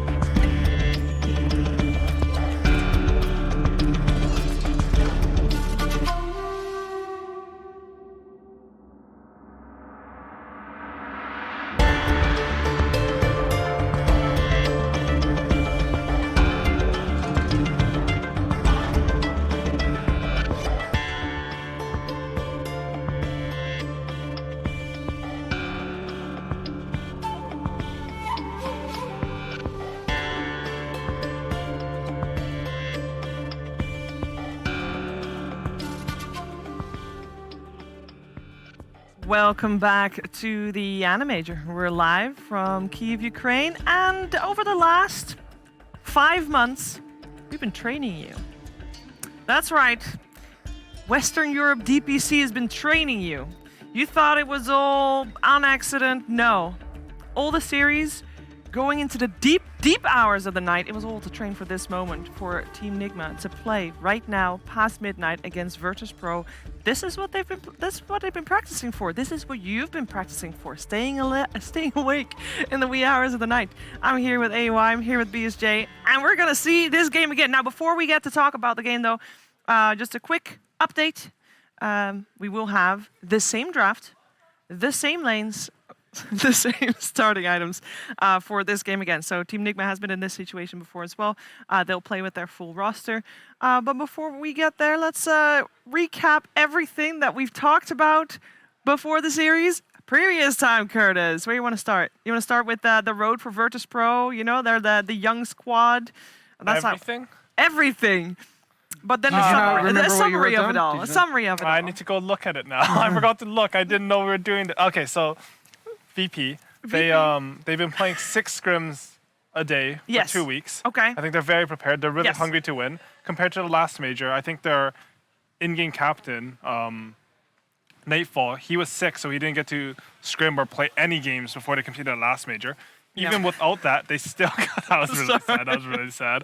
Even without that, they still got 7th to 8th. Yeah. So I'm really excited for the potential of this team. I think the players. I mean, me and Brian have both played with them in a matchmaking. They're fantastic, top tier, and they're hungry to win. I think they're gonna look good. Yeah, keeping the identity of the former VP without it being the same roster was a big point we highlighted earlier, that they are heavy on the lanes, the early momentum. They're willing to flex between who's going to carry the team, GPK, potentially playing more of a 1-esque mid laner like a Morphling, and we've seen Nightfall step down to like a Tiny where he does build like the Soul Ring Blink Dagger from the 1 position, so not nearly as much of a hard carry player all the time. So they've got a lot of unpredictability in their drafts, and they've got They even handicapped themselves during the DPC intentionally. They talked about in interviews where we openly mentioned them. We didn't really understand why you picked this hero 10th, and they said, well, we wanted to work on mid-game team fighting, and we had been beating this team in the lanes too hard, so we picked weaker lanes. We wanted to have no tower push or like natural wave clear to make sure we can play the map more efficiently with heroes that don't operate well in that capacity. So that's ridiculous, actually. And they still won 7-0. How many people do that? It's definitely crazy. But they actually almost lost his spirit. They did. I brought this up last time, but they were down 10k. Their tier 3s were being hit, and Spirit had the divide compel them, and they just dove tier 4s and lost. But that game was not looking good for VP. It was not. They did drop one game. That one of the games to 2. And they were gonna lose this. Like they were gonna get 2-0 or 2-1 or something. It was 2-1. Yeah. It was 2-1. Yeah. Game 3. And maybe like that overconfidence, because that team, like Nightfall considers himself like the Nyx Ramses. He's like.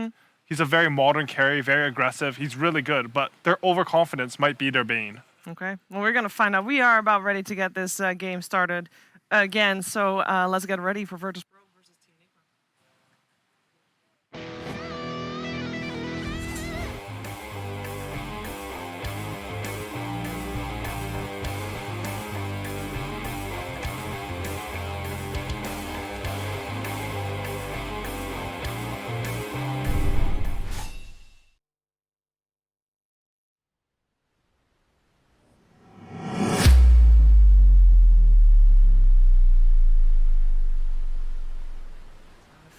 I don't think the players were either. So I'm looking up.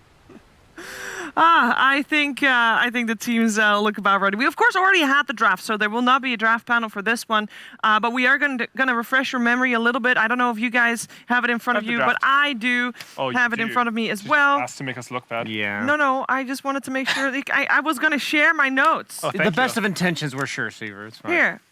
Oh, you have to do a better job. Well, you do have to decipher my handwriting. You do have a better job at maybe analyzing the draft than I do, you know? Yeah, we didn't get a chance to do it earlier because we're at the draft panel. We were both in favor of VP's draft. They had gone for an Ursa Mag strat as their last 2 picks, with the overall 10th pick for Nigma being the Spectre. They had first rounded Miracle Invoker, and we just thought that the way they looked to punish the whole concept of the Team Nigma's draft, I'm like trying to make sure I get this right, is that they had a lot of mid-game damage issues. Usually Quaswex Invoker, Axe, Rubik, they want like that follow-up damage. Other than the finger from the Lion they have, Nigma's draft looked very weak in the early to mid-game, so they have this Ursa plus Mag cores that becomes super tanky, accelerates super fast, and will potentially punish the slow pace of Team Nigma's draft. Yeah, I mean, at the same time, I think if Nigma are able to win their offlane, they have, I think, Rubik Axe against Ursa A. I think that should be favor for them. I think they could end up playing a high tempo if they can convect like a Quaswex Evoker to it. But overall, like I agree, I liked VP's draft more. They actually ran the Lion Axe. It's Lion Axe. Yeah, they ran the Rubik Spectre as far as I wrote it down. They have to do that. They have to do that again, yeah. Yeah, Okay. it's going to be the same lanes. I think they can swap, of course, after a minute has passed once the creeps hit each other, but at the same time, you got to start where you started last time. I feel a bit worried for their safe lane though. If it's Spectre Rubik versus like Mars Willow, in my head that sounds. They can do whatever they want on the Yeah. Mars Willow. Mars should absolutely free farm, and that was a first overall pick Mars. Yeah. And this is very similar to the Secret versus Nigma game that got remade in the sense that Nigma's got a very greedy draft that in the first game against Secret really capitalized on a few sloppy or unprepared fights that Secret took and was able to get map momentum control that allowed their greedy lineup to function. And I think it will benefit slightly more Virtus.pro to have 4 hours, theoretically, to think about exactly what they want to do with this game as opposed to Team Nigma. Yeah. Isn't VP's draft more greedy? They have Magnus mid, right? They do have Mag mid for GPK. I'd say that Virtus.pro's lineup is greedier for the first 10 to 15 minutes. Oh, and then they get like some insane Yeah, time. And then the Spectre's agreed. Exactly. Okay. That was the similar idea behind what we saw in the Secret versus Nigma game. Okay. We talked about Virtus.pro state going into this. We have not seen them play yet. This will be the first time, right? They have not started. Wait, a sad draft panel without Yeah, draft. they do have all their microphones on, though. Maybe they want to talk. Can we even hear them? No, we don't ask. Okay. I don't want to hear them. Yeah, They already did this, though. That's the most pleasant I've ever seen Jenkins. Tsunami's comforting him. That's good. Yeah. Something about Teagup being in that hat, I can't take him seriously. I like that he turned on the You flashing take him lights. seriously without the hat? Fair enough. I want to talk about the state of Team Nigma coming into this series because they have the ultimate anime route, right? They almost didn't make it into the groups, out of the wild cards. They did make it out of the groups into the upper bracket, which is great. Earlier today, they had to postpone due to illness, which we don't know how it's going to affect Miracle. Part of the plot. Yeah, it's part of the. It's a great plot to have. Unfortunate for Team Nigma, of course, it's not a great situation at all. But in terms of an anime storyline, as long as they make it through, that's quite the Got story. band together. Yeah. Like Pokemon. I don't think that's the anime that would have come to mind. Yeah, no. Mine would have been like SpongeBob or something. Okay. I was trying to think of a worse example than this. No, but I'm curious to hear from both of you. We just heard Quinn say that he expects Team Nigma to come out on top. And they would probably know better than us. I mean, they've actually scrimmed the teams that Yeah. they've seen. You can even think about a bit how they match up when you scrim them. So I'm changing it. I think Team Nigma's going to win. You're not allowed to do that. That was my original prediction earlier, and I didn't have any free input from Quinn. I mean, I don't cheating know. now. I think VP have looked strong, but obviously Nigma have looked fantastic in this tournament. For me, I'm just curious about this VP team. We don't have any real data on them. We don't. Last major, they kind of bombed out. They played 3 series in total, and they actually played up against. First series was against PSG.LGD that went on to come third, and it was of course Chinese region. Then they went on to face the NA region that they did knock out at that point, and then they lost to the South American region. They did not have to face any European region in their road, so maybe this is also more comfortable ground, I feel, and I think that's a good thing for this VP squad, which is very young, and in terms of series on LAN, just not very experienced, especially not compared to Team Nigma. We had the one other series today that had Alliance versus PSG.LGD. Yeah. One team that came through the group stage had all these games, and the other team that didn't get to play yet. And I think VP, compared to Alliance, made a much bigger adjustment from DPC until this draft already. You can see it oftentimes in one draft. Alliance was picking the same heroes that they were picking during DPC. A lot of this exact lineup from VP, it looks like VP, but it's not an exact lineup we saw. And it just shows that they have adapted the Mars, the AA, even just the Ursa Mag seems so much like their take on what was currently working in the group stage. Those are like heroes that they were already comfortable running. Yeah, But they generally didn't pick them together like this. That's right, exactly. They're all strong, and now Perfect, they yeah. combined it. It's the flavor of the meta, because that's what you want. You don't want to just blindly copy a team. Like, imagine if they tried to copy Nigma, and Nigma are like, we're Nigma, we know exactly what you're doing, we're just going to beat you for free. So I like what they've done. Yeah, definitely like what they've done as well. I also see that we are about to be ready to jump into the game, and just want to make sure that everybody is aware of what is at stake. Virtus.pro, they already qualified for TI. They got the points. They came top in their region twice. Team Nigma, they need top 2 for guaranteed, and they can be top 6 for almost making it to TI. We are ready for the game, though, so I'm going to give you all over. Where are you? There you are. Give you all over to our commentary duo. It is Cap and Kyle. That's right, we're here again. Second opportunity to be able to cast this series between Virtus.pro and Team Nigma. And let's go ahead and give everybody a bit of a refresher as we're going to head into the game very shortly. Kyle, draft-wise, stakes-wise, what is going on here? Oh, I mean, at this point, Nigma are kind of in a must-win scenario. They have that extra life. They're in the upper bracket. But they need to go so far through the tournament, right? That being dropped out of the upper bracket right away would be unfortunate. Unless they want to make a rerun of their TI7 TI Indeed run, it will. You know? And, obviously Miracle not at 100%. We'll see if he has the makings of a Jordan flu game in him. Not the flu, of course, but already sprayed out in the middle. Miracle, I'm coming for you. Apparently. They're feeling confident about their chances, even with a bit of sickness, to be able to take on the best in Eastern Europe. And like the president said earlier, the previous time Nigma had to remake a game, this is not new for them. It is same heroes, same draft, same starting items, go play Dota 2. And I believe we started off with an aggro tri-lane last time, right? And this time around, it doesn't look like we're going to be doing that, as we're going to be actually keeping 2 supports at bottom, or the support at bottom lane. We're not going to have that Ancient Apparition, Dark Willow, Ursa tri-lane that I believe Jenkins was talking about. I don't know. I think it'll be tough to see, honestly. I'm kind of partial to the Willow and the Mars in this laning phase. Kind of same goes up top with the AA Ursa, although we did see a pretty solid like first lane or first wave. Did we get that far? We got about halfway through the first wave. Because I remember talking about Kuro getting 2 stuns off. But you can see Kingslayer with the E-spam. Very good at zoning out line, especially when you start boots first. Yeah, and then Axe versus Ursa, always kind of a fun matchup because you know Ursa is actually going to try and attack the Axe every once in a while, try and push him out of lane, but at the same time, he's in danger of taking too much damage from spins and battle hunger, and he won't be able to play for that. Miracle throwing out a tornado here to make sure GPK does not get denies in this lane, and that is the important part of this matchup, right? Mag has such a huge attack damage lead. I was about to make the same point. You can see 72 plus 17, and that's only with level 1 in power. Invoker right now sitting at just 61.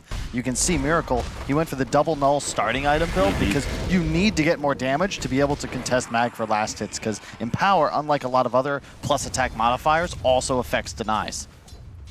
Yeah, and as most Quaswex invokers do, he's going to be focusing on a lot of harassment and seeing if he can possibly move GPK out of lane. The funny part, the success of Quaswex Invoker is kind of interesting because it should be even worse in this patch, laning-wise, when Bottle and Water Runes and everything is such a big deal, right? Like, normally this hero operates off of, I'm going to harass you so much that you can't play forward in lane anymore, but there's just so much regen available. Yep. You had a lot of mana issues as Quaswex Invoker. You really don't anymore. And in addition, I feel like, you know, you can see Nigma just use it as a replacement for Puck. Miracle plays it in a similar fashion, except Invoker scales a lot harder. You have this late game I win button with the Cataclysm, and they have been excellent at setting it up. In this game, you'll have a bunch of disables, notably the Mind Control Taunt. If you land that on 2 or 3 heroes and drop Cataclysm, like, people just get deleted. Yeah. No, absolutely. If they don't die to just the Cataclysm, they're probably low enough for a Cooling Blade, in which case that could be even worse for Virtus.pro than just straight up dying. A little bit of trading of tips here late into the night. It's currently a little bit past midnight here. Oh yeah, we've been training for this all year. Many late night rides home in the van in Sweden after 2 or 3 a.m. as the EU DPC tended to get very late. And you know, Nigma, they were also, I feel like, on the later end of those schedules most of the time, them being the prime time draw. I'd be curious. Remember, in the interview, Quinn did say he favored Nigma's draft. He specified, is it the same draft? If so, he liked this. Makes sense. The Spectre in the late game is going to be very effective against this support duo of VP. I mean, I hate playing AA into Spectre. It is a miserable, miserable time. That's fair enough. Do you actually like fully agree with him that you prefer Nigma's draft all the way? Because I was kind of like, I personally anyway like Virtus.pro's, just that the Mag Ursa is such a powerful duo throughout the game. And I think we even talked about the fact that Ursa has more options late game than he used to. Against Spectre, DM taking a lot of damage here, an early pop of the Fairy Fire, knowing that he's going to need every bit of health to be able to survive through this bit of harassment. First Blood still on the table for whoever can claim it. Nice EMP there from Miracle. I'm a big fan of Spectre. You saw LTW, he did get that early point in Desolate. Not a fan when we see people either skipping it, they skip it completely oftentimes to like level 8, level 9, but it's so effective. 18 pure damage, just as a tool to zone and perhaps look for kills later in the laning phase. I think it's a lot easier to be more aggressive. You're actually a real threat. And GPK doing the typical mag mid 1-3-1, get ahead, get the Glove of Haste, and then just straight up start jungling in addition to farming your lane. Yeah, and you're going to see him wander over to the hard camp, probably use the Shockwave to pull it, stack it, go back, farm the easy camp again, perhaps, or maybe he's going to clear through this stack now. It's a triple stack, so this is the way. If you are losing a lane right now, just focus on hitting neutrals past like minute 3. Stack it up for yourself. If you have a hero that can clear through them, stack it up, farm it out. Don't worry about laning. Yep. It just feels silly to say. The mid lane of all things. Don't worry about laning. I'm surprised he went for the bottom triangle. There was a stack there, but typically you'll see mags play top because they can get multiple stacks off by themselves. Pull one, shockwave another.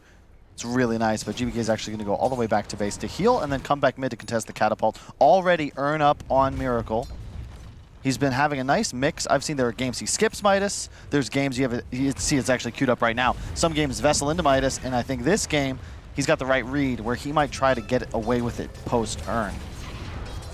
Catapult down, and GPK, I think he maybe pinged that, letting his team know, hey, guys, the catapult on our side, it's alive. If we can somehow kill Miracle, we can put some serious damage on that mid tower, but I saw a slight rotation from the Ancient Apparition, but looks like they're going to kind of give up on it. That's the Dream Rune, though. Arcane. The RP cooldown significantly decreased if they pop it now. You see the Vanguard picked up from Mind Control. He also rotated to the jungle to finish that off, and now I do believe he will look to go back top to try and contest Ursa. It's tough to take him down.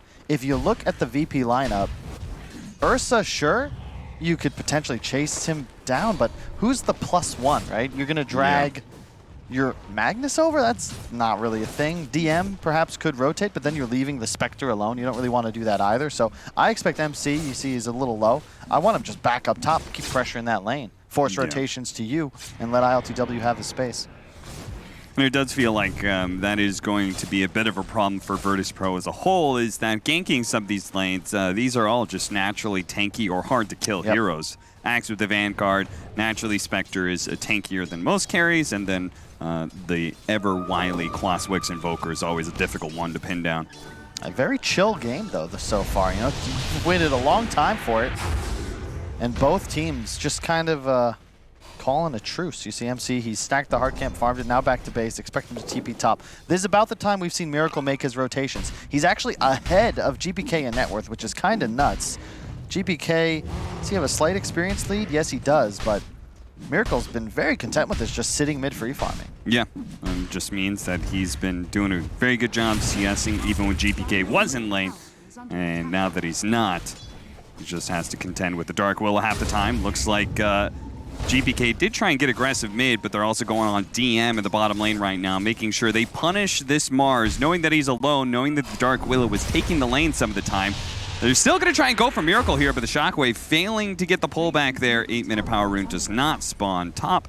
Instead, GPK will refill his bottle with a Haste Rune. Really well played by Miracle, though, because that was a 1-on-3 situation, and he secured top rune. Unfortunately, it does spawn bot, but that was a 50-50 play that more often than not, well, exactly as often as not, will pay dividends.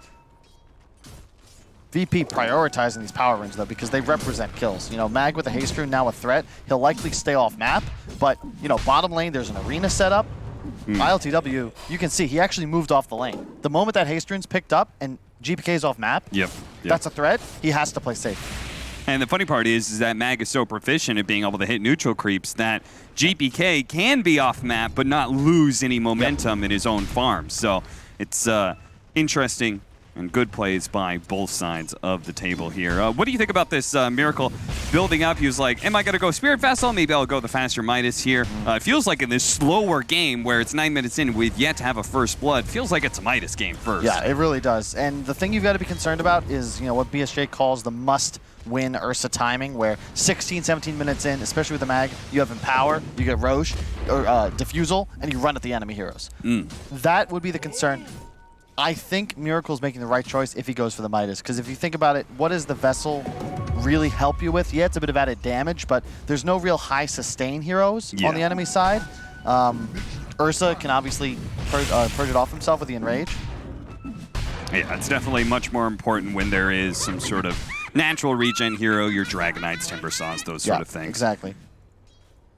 And he's going to have it almost straight up. 2,000 gold saved on Miracle, so do expect the Midas. And that is an interesting timing when you consider GPK. He's going for Blink first. So the opposite idea. He's already got his built-in farming mechanic. Hail might have first blood. Yeah, there it is. Mind Control. Managing to find the opening. I'm guessing Kuro was able to lead off the stun, follow up the call, and then they bring the Spectre up to top lane to be a part of the kill, but actually parks down back at bottom lane. So I'll be interested to see if Virtus.pro try and pressure the Spectre as a result of him using the Haunt, but... And Midas on the way. I gotta say, this is... You gotta assume good for Nigma here. Like, they got it's almost like VP's like, hey, are you sure we've delayed the game long enough? Maybe you'd like an extra 10 minutes to get yourself situated, because so far, I haven't seen a gank. I don't think I've seen an enemy core cross the river. Yeah. Then again, that is kind of true to Virtus.pro in some ways, right? It felt like they were always good at just being able to hit a timing and hit it really hard. And they're going to make their first rotation here. Skewer. Nice skewer back. Good Immediate Hex is going to be able to stop the RP, but they still manage to get the Ice Blast onto Mind Control, and he is very dead. Kuro, though, will manage to survive, and now maybe they can turn around. Miracle's going to be pulled back and does manage to bring down. RP immediately going out from GPK. Do they have the damage for this? They're going to use the Terrorize, hitting it onto 2, forcing Miracle into another Brambles, and it does manage to get that kill. A 1-for-2 trade-off there in cores to the favor of Virtus.pro. That was a big rotation, though, and they did blow the RP. Incredible Hex from Kuro. Didn't know he still had reflexes that good. GH, unfortunately, could not steal RP back because he had swiped Shockwave already. But bottom, there was no Haunt on ILTW. He's just going to keep camping bottom farming. I think you take that if you're Team Nigma. Yeah, absolutely. Yes. I mean, Spectre just not being pressured at all. No towers being in danger or anything like that, though they're going to go for now. Arena, Spear, Ice Blast, and then Nightfall to put in a little bit extra damage to finish off the Spectre. Now, Kyle, maybe that doesn't go so well for Nigma. Now it feels like maybe they've just kind of given away an extra kill that shouldn't have been there. Yeah, ILTW should have probably waited to see Nightfall show. That was a really nice maneuver there. He dies, comes to pressure the enemy carry. He'll close in on his Diffusal shortly. That's the power of the VP lineup. RP and Arena are very easy to get core kills off of if they find a hero alone, and they've done that. Look at this setup. I believe they're smoking down to bottom lane because they have a Blink Dagger on Mind Control. Miracle's already set up behind the tower. Nigma, they wanted to crush this move from Virtus.pro with just a huge rotation. But it looks like VP, they may be a bit aware of what's going on. They're saying that this is almost too easy. Yep, and it's also not their timing. You see, the Diffusal is the play for Nightfall. He picks it up now, wants a clarity. There it goes. This is the move now. You have Arena up soon. You have RP up 26, Arena 23. That's the right call. I think it was both teams really making a good decision, because if you want to fight there as Nigma on the tier 1 against 0 enemy ultimates, that's a win. You're going to crush that fight. You did not need Haunt. It's up now. It will be there as an answer. But VP, this is the timing that Brian never stops talking about. You are ahead slightly. You've got your cooldowns. You've got defusal, smoke and go. But they're not going to make the typical move into the enemy safe lane to try and secure that tower. They actually start smoking up to top, and then GPK decides to move bottom. I think because they spotted Miracle, and they deem him a great pickup. They can skewer him back into the Ice Blast. Sure, the spear misses, but it doesn't really matter too much. They've got the kill anyway. A big pickup. They identify Miracle as public enemy number 1. And GH has got to watch that. DM is a savant at toggling bulwark. You will never get spear, GH. You have to just trust in that. Mind control. Setting up now. Miracle's dead. They do know where DM is here, but they don't really have a ton of damage behind it. They're going to pop the Haunt, but ILTW showing up. Okay, the line does manage to catch the Ursa for a second. They're going to control him for a while. Terrorize is coming in. They do manage to hit it too with that. The Arena Spear going out. The Ice Blast on top of that, but no one here to be able to commit onto ILTW. The rest of Virtus.pro are saying it's time to back away. And as you say, he's never going to get that Spear. Looks like GH found the opening to be able to pin save to the trees. It is just not my day today, Cap. It is certainly not. Maybe it was a 90% chance to never get the Spear, and he found the 10%. That's such an insane steal, though. It's an extra stun duration on an already incredibly long stun, high damage, high disable. So hell yeah, you're gonna go smoke. You don't have Haunt, but it doesn't matter. You've got a Blink Axe. Does Crow still have Finger? Yes, he does. They find anybody, and they are dead. Nice, maybe smoke break from this is cool. This is cool. King's Player, he knew about this smoke rotation. He's still going to be found due to the fast reactions of Mind Control, but they knew this smoke was coming, and in a way, I believe Kingslayer was positioning himself to try and break it. This is nice, though. It's about taking control of this mid-tower area, and you can see the sentry and then the ward on the high ground placed by Crow. Is it just a sentry? Just a sentry. You want to just control the Roche pit. The longer you can buy time, it's not even the first Roche, it's the second Roche that's really big to delay. Hold up, MC. Ooh, thought he might go there. Yeah, with the double damage on GPK. Is he done with an Echo Saber too? Oh, Mind Control's going to make that jump. They do have, what was that, big pullback. The Finger of Death is still going to be enough, though. The Ice Blast with the Bedlam is going to be an equal amount of damage here that might just be able to finish them both of them off, and yes, they do. Both Mind Control and Kuro fall in exchange for killing the carry of Virtus.pro. Going back in, GPK looking to manage to get the Shockwave Skewer on in, but it does cost DM his life as he gets burned out for the EMP. GH able to finish him up, but the final hit from GPK is all they need to be able to put Miracle down. 3 dead on the side of Nigma. And that right there is why you said, Cap, that you love Core Mag. It's not about the RP, it's about now the ease with, well, not ease, I suppose, but you can Shockwave into Skewer. You were not able to do that before. That's easy as pie. Okay, well. That is, Skewer used to be a hard ability to hit. Nowadays, you just blink anywhere close to somebody and Shockwave them, and whoop, free Skewer. Yep, and that, it acts as an RP there to get the kill on Miracle. He made a cool play, though. Deafening Blast the Willow to prevent the attack out of the Shadow Realm. Oh, that's good. Unfortunately, not enough, but I like that he's still thinking quick. And ILTW did take top tower. A lot of these deaths from Nigma that don't involve Spectre just buy him time. Yeah, his net worth is lower than the Ursa, but that's the nature of the hero. This takes a lot longer to come online. But obviously in the late game, you'd much rather have the Spectre. Still Spear on GH a little bit longer. Spearing away the illusion, GH does have an Ether Lens, and that means an incredibly long spear. Throws a long-range ward, but the sentry was already in place from Virtus.pro. They know Nigma and their tricks and their focus on being able to control the mid lane. They're going to smoke up through this lane, though. See if they can even out things when it comes to map control. See if they can also claim the mid-tier 1 tower. But Rubik, especially with Spear, so good at pushing out lanes. And they saw LTW. They know that the Nigma team plan here is to play away from Spectre and have him haunt in. But yeah, the Spidey senses are tingling. You need to get the hell out of Dodge. No TP. Thank you, JJ. That's a little awkward. But keep in mind, where is he dragging VP to? The opposite end of the map. They are not around Roche. It's 17:30 into the game, Cap. Sure. And they haven't even sniffed the pit. LTW is going to poke his head out here. And DM backs away, but I believe that's more of a feint than anything, as they are going to try and go for this Spectre immediately. Haunt going to be used as Nigma's making the move onto mid lane, but at the same time, looks like they didn't quite find that initiation. Oh, mind control overshoots it for a second, but they still manage to get the combo down. Oh, he's low, but the Terrorize is going to be able to come in. He needs a spin. He needs it badly to be able to get this, but the Enrage is already out. Nightfall's not dying here. And now GPK pulls Kuro into his inevitable death once again. Cap. They had a 3-second CD on Finger.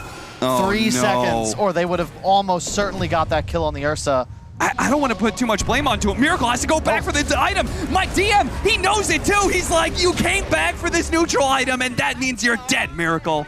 It took them a while, but VP have the opening. 3 heroes dead. Mid tower? Nope, Roche first. That's going to be the answer. You can't stop them with no Invoker and no Haunt. They just don't have the team fight. GH, be a little careful. I think you're solo killed by an RP here. Not even needed. Once again, Shockwave Skewer into the rest of his team. Kyle, this is such a huge momentum shift, and I don't want to put too much blame, but I feel like in some ways if ILGW was just a little bit more patient in the trees there and wasn't forced to haunt in that situation, he lets his team just make that initiation. Everything changes. Oh yeah, and forced them to move quickly, which then gave VP the opening to take the fight they've been looking for a couple of minutes, but without the threat of the ILGW haunt, which acts as a blink cancel. It's a big deal if all of a sudden you know exactly where GPK is and can prevent him from initiating on your back lines. Didn't even need the RP, so VP still totally in control of the map. The net worth, sure, it's only 1K, but VP are a lot further ahead right now at this moment. Yeah. Nigma are playing for later. That's a Midas Rush Invoker. That's a Spectre. They're still just fine, but they're going to need to sharpen up a little bit. The power spike on Virtus.pro's team right now, and probably for the next 10 minutes, is so much higher than the Nigma's lineup. A missed Earth Spike there, DM. Looking for his opening, but a telekinesis prevents him from getting off the spear. Kuro, nice two-man call. They're going to be able to throw out the Sunstrike. That brings DM a little bit low, but Mind Control is certainly in trouble. Spear to the trees. A counter-terrorize going out. Is that going to be enough to save Mind Control? The Shadow Realm, and there it is. Kingslayer is able to finish him off with that chilling touch. Really nice job there from VP. It's all about just throwing out spells and letting Nightfall finish the kills for you. He has the Aegis, so he can play a lot more aggressive. Getting some vision down. Ice Blast. But it looks like GPK, he was ready to go. He pops the BKB just to make sure he knows it's the big kill. In fact, they're going to go for extras here. They managed to get the spear out. GH, he's caught underneath this tier 2, and they're going to let Ninefall chase by himself because, after all, he's the man with the second life. This is so good from VP. Like, they're strong right now. They recognize how far ahead they are, and you can see how easy it is for them to execute kills. A solo RP BKB, that's uninterruptible. The only answer you have as Team Nigma is if somehow GH is able to steal the RP and counter-initiate before the skewer can come out. That's very difficult. He does not have a Blink Dagger. That item, though, for Kuro, with his Blink, maybe they can look to get aggressive, but I love how VP, they commit hard. Ults used immediately, find kills, find towers, use your spells, back off, reset. When they come back up, run straight across the map again. Yeah, this is what we were talking about at Virtus.pro. Like, when they hit timings, they hit them harder than I think most teams do. Maybe even the hardest of any of the tier 1 teams is, you can see Virtus.pro just smashed Nigma in a couple of team fights. Playing back for a second here, as I have to imagine there's a fresh item coming the way of Nightfall. And I just want to point out the level disparity. GPK he is level 18. Oh, Cataclysm to reveal. Gets a little bit of vision. Do manage to bring down GPK. A big kill with a fresh Aghanim Scepter. And now they're going to catch Kingslayer as well. Tornado doesn't quite hit him, but it doesn't matter. He turns around. Ice Blast, actually. Maybe DM. He could do something with this one. Does manage to spear up. The disarm is slowing down this kill onto Mind Control. Can he get out of this one? Terrorize. It gets thrown in. It hits 3. A big hit for the Dark Will as they smash themselves into the arena over and over again. Nightfall still looking good, but Kuro managed to execute as DM falls. Nightfall looks for the revenge. Looks to be able to pick up this Lion, and Kuro's got to be left behind by the rest of his team. The Spectre gets out, but the Ursa still survives on the side of Virtus.pro. That was huge. So we missed the initial initiation. That was just a straight up blink taunt into Cataclysm. That's the combo we were talking about. That's why you rush the Midas, because now suddenly your pickoff potential is nuts because you have global threat from both cores. So MC, no matter where he is, even by himself, he's a threat for a solo pickoff. And I just mentioned GPK. He was 4 levels above the entire lineup of Team Nigma, and he got picked off at the start of the fight. That'll slow down their timing. The Aegis only with 1.5 minutes left. You don't really have time anymore. Okay, yes you do. You're VP. They immediately smoke. Okay. A minute 15. Nightfall not being smoked up here. Can show himself real aggressively if he wants in the mid lane. While the rest of the team moves behind him. They're going to start moving up to the triangle here. Curl. They don't have DM, so they're not like full-on charging at them. They're still just sitting here as 4. It looks like they're going to connect a DM in his push at the top lane. This is a heads-up move. Team Nigma, they have a cooldown. I would imagine at this level, you've got to be keeping track of the Roche timer. 40 seconds. No, they totally understand that they should play as safe and off-map as humanly possible to make sure that Virtus.pro doesn't force a team fight right here, right now. Miracle just going to throw the forward spirits out into the mid lane. Knows that this is a dangerous area to show. 20 seconds. The question is, do you think that Nigma is going to be the ones to try and smoke as this Aegis expires, which we frequently see out of teams, or do you think they're still okay with a slower pace to this game? It's tough. They just don't really have an answer to the RP until that item's picked up. So this requires some pretty fast fingers from GH, because that steal, like, think about VP. They picked Mag. We forget the draft. It was a long time ago, but they picked Magnus into Rubik. Yes. They knew this was a possibility. And we've seen this scenario historically many times in the past. Like, you used to not pick Mag into Rubik ever, but the hero concept's changed a lot. It's more farm-focused. The skewer shockwaves you've already seen, very successful. It's not as all-in on RP, especially as a core. But they also have the MC taunt. So you've got to have either GH or MC ready to immediately counter-initiate, because otherwise he's going to BKB, RP, and skewer Miracle back into the waiting arms of his entire team. Yeah. That's troublesome. And do you think that's always going to be his target? Like, Miracle is the best target to go to? I would say so, yeah. He represents so much damage. I mean, yeah, it's like, this is an axe that doesn't have like a Manta shard or anything like that, right? This is an axe that is ultimately an initiation tool for Cataclysm. He is just purely a delivery mechanism for somebody else's damage. And so I love this build from LTW too. The Echo Saber into Manta, it looks like Diffusal's queued up. That's the max haunt in damage build, right? You catch somebody out, Spectre comes in, Manta Diffusal. If you're getting Desolate procs, like, that is an insane, an absurd amount of damage output, and it's very easy with the Cataclysm on top to have enough for the axe execution. In fact, you probably don't even need it. Absolutely absurd. As it also really good against, I mean, all these strength heroes do have mana problems to some degree, right? Like, Ursa hates it when his mana is burnt out. It sucks so much. The active too is not bad, right? Yeah. You can maybe not kill a Willow, but hang on. You know, Miracle's down here, but he's already ghost walked. He is probably fast enough to stay ahead of Virtus.pro's move here. Yeah. I love the amount of emphasis Kuroki's put on controlling his own jungle. Look at that, 4 sentries. They got 2 wards up right now. It's all about controlling your own side of the map. You saw there with the vision toggle. VP, they've got a nice ward near the Radiant Ancients, way over to the left, but it's Nigma who are playing around their wards and just daring VP to walk up high ground without vision. Yeah, but I think Virtus.pro has read that Nigma earlier, they forfeited their triangle, and instead we're playing the right-hand side of the map. They read the fact that there was a ward inside of their own triangle. They deward that. Now it looks like they're beginning to move forward and take over this area, but Nigma's just shifting over to the other side of the map now. And there's the Diffusal pickup, so yeah, there's a net worth advantage for the Ursa, but in terms of actual items acquired, it's pretty even. And this is about that point where I think as VP, you've got to look at that deciding fight to get a big lead, because it's going to start getting spooky for your draft. We get a little 4 or 5 minutes later into this game. Yeah. And you certainly want that second Roshan, that's for sure. And that is going to be coming up. 10 seconds. Cataclysm coming in.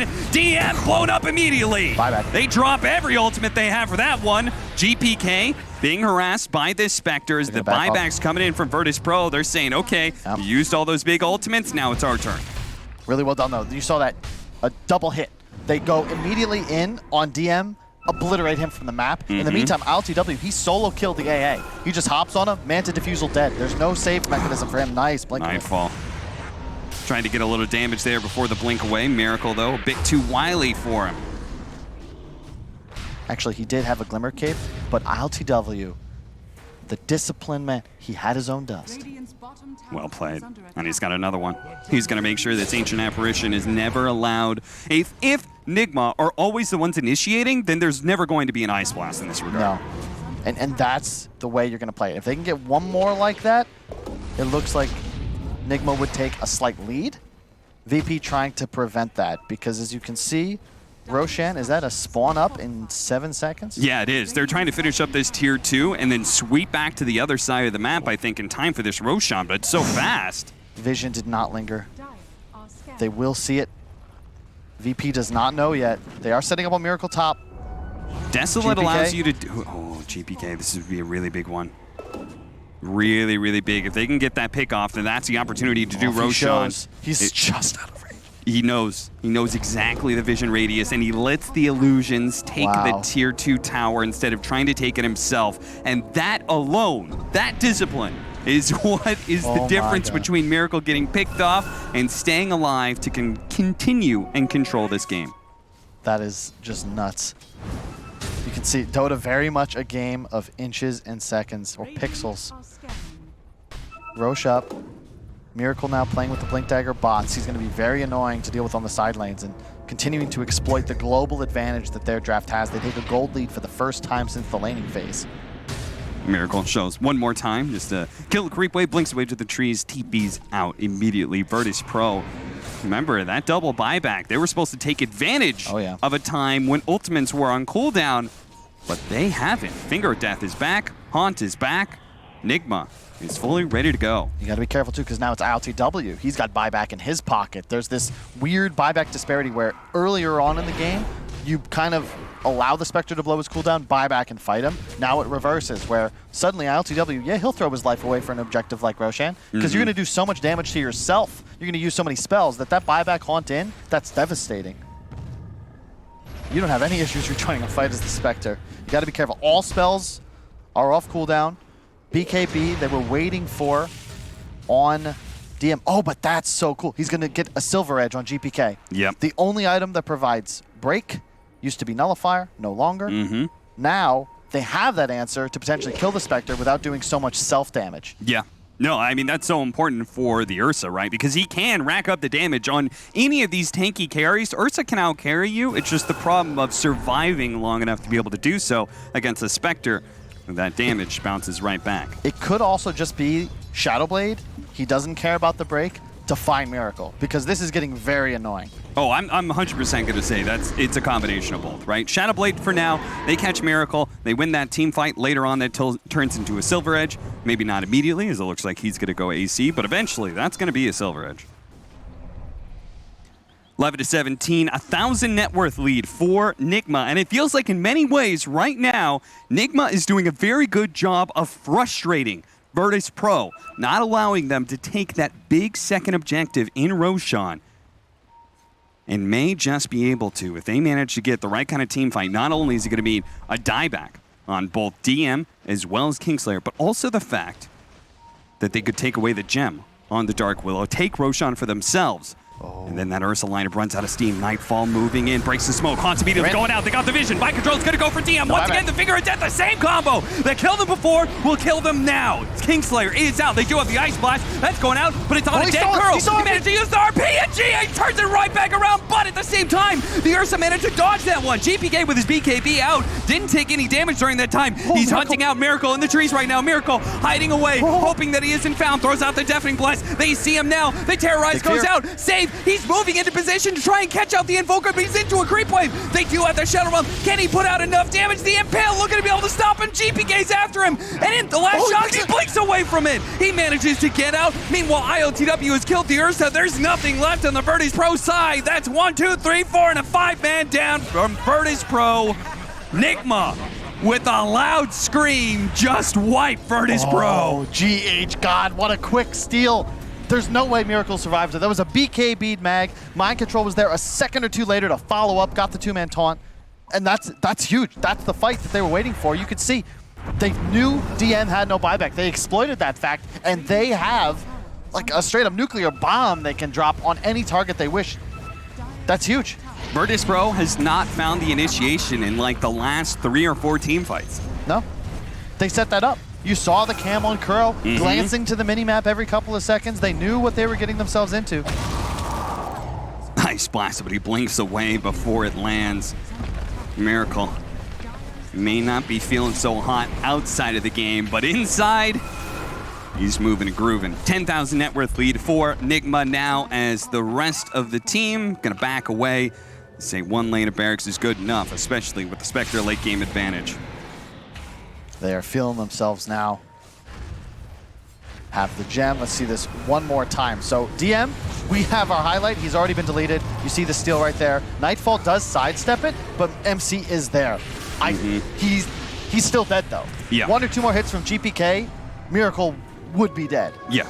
No, I think another thing to notice is that this Ancient Apparition feels so pressured by the fact that he knows he's going to die super fast to ILTW. He throws the Ice Blast at the first target he sees, which is the Lion, who dies immediately. He waits a second later, throws it out on Miracle. That's a dead Invoker super early on to the team fight, and maybe things change. But ILTW has just put the fear of God into him, and now he's just grasping for whatever he could possibly get. Virtus.pro on the outs here, but not ones to go down without a fight. They're going to 5-man smoke up and play to see if they can turn this game around, despite the fact that ILTW has an Aegis. And ult.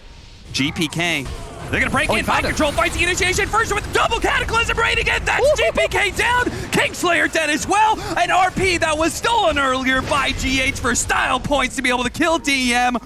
That utter trouncing.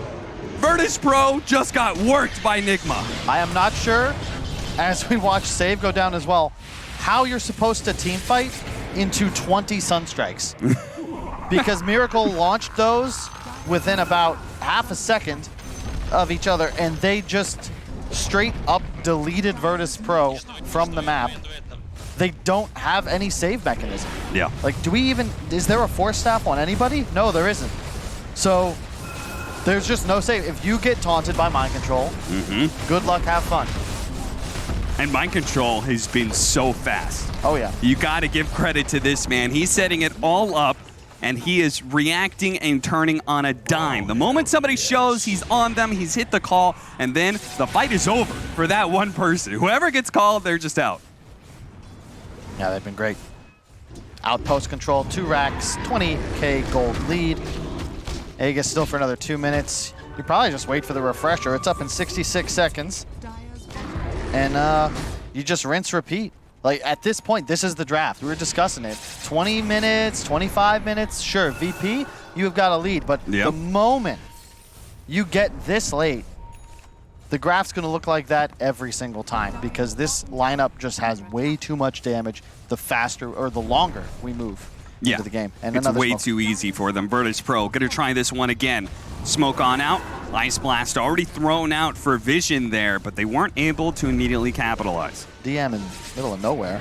He really is. Nightfall makes a jump forward, doesn't actually find Miracle. Mind Control still managed to find the opening onto the Dark Willow. There goes your Cataclysm. RP onto 3. That's a good setup, but they need Nightfall to be able to put out the damage. He's only managed to kill one, building up the damage onto Kuro. Gets a second one by ILTW with that Aegis. He doesn't care. A buyback arena. Mind Control, though, with a buyback of his own, boxing in and managing to catch the Ursa. He's not going to let Nightfall get away so easily. Mind Control, Miracle, they actually both going to get caught up in the skewer. Miracle's the one to fall. Now a terrorism being threatened here is going to be able to catch GH. They're trying to save ILTW for last, but it's a dieback. GH turning around, telekinesis, double Cataclysm once again. It's going to be able to catch 2, and GPK might just be able to fall off of this one. The Shadow Blade is getting him away. Meanwhile, the second life of ILTW allows him to be able to go back in. Dark Willow back down from the tornado will die, and that just leaves GPK. Last one left alive, followed by Haunt Illusion, but it looks like he will manage to TP back. Virtus.pro still have buybacks, but it's looking like they are running out of gas. That was so sick. GH stole the RP, but it was still on cooldown from the earlier usage. Re-stealing does not change that. Wow. They used both buybacks, though. Like, they had theirs available. Okay. 2 pop out from VP as well, but it's a 4-on-5. Miracle used the refresher. ILTW does not have that second life anymore. And he's putting himself forward as the target. You could see they do not want that target. They want Miracle if they can.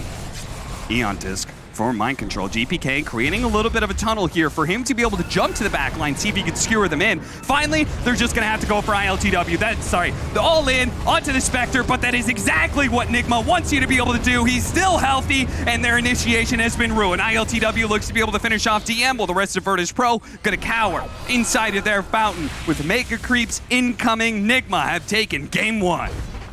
Beautiful, beautiful. I hear them every time, 3 or 4 times, huge shouts.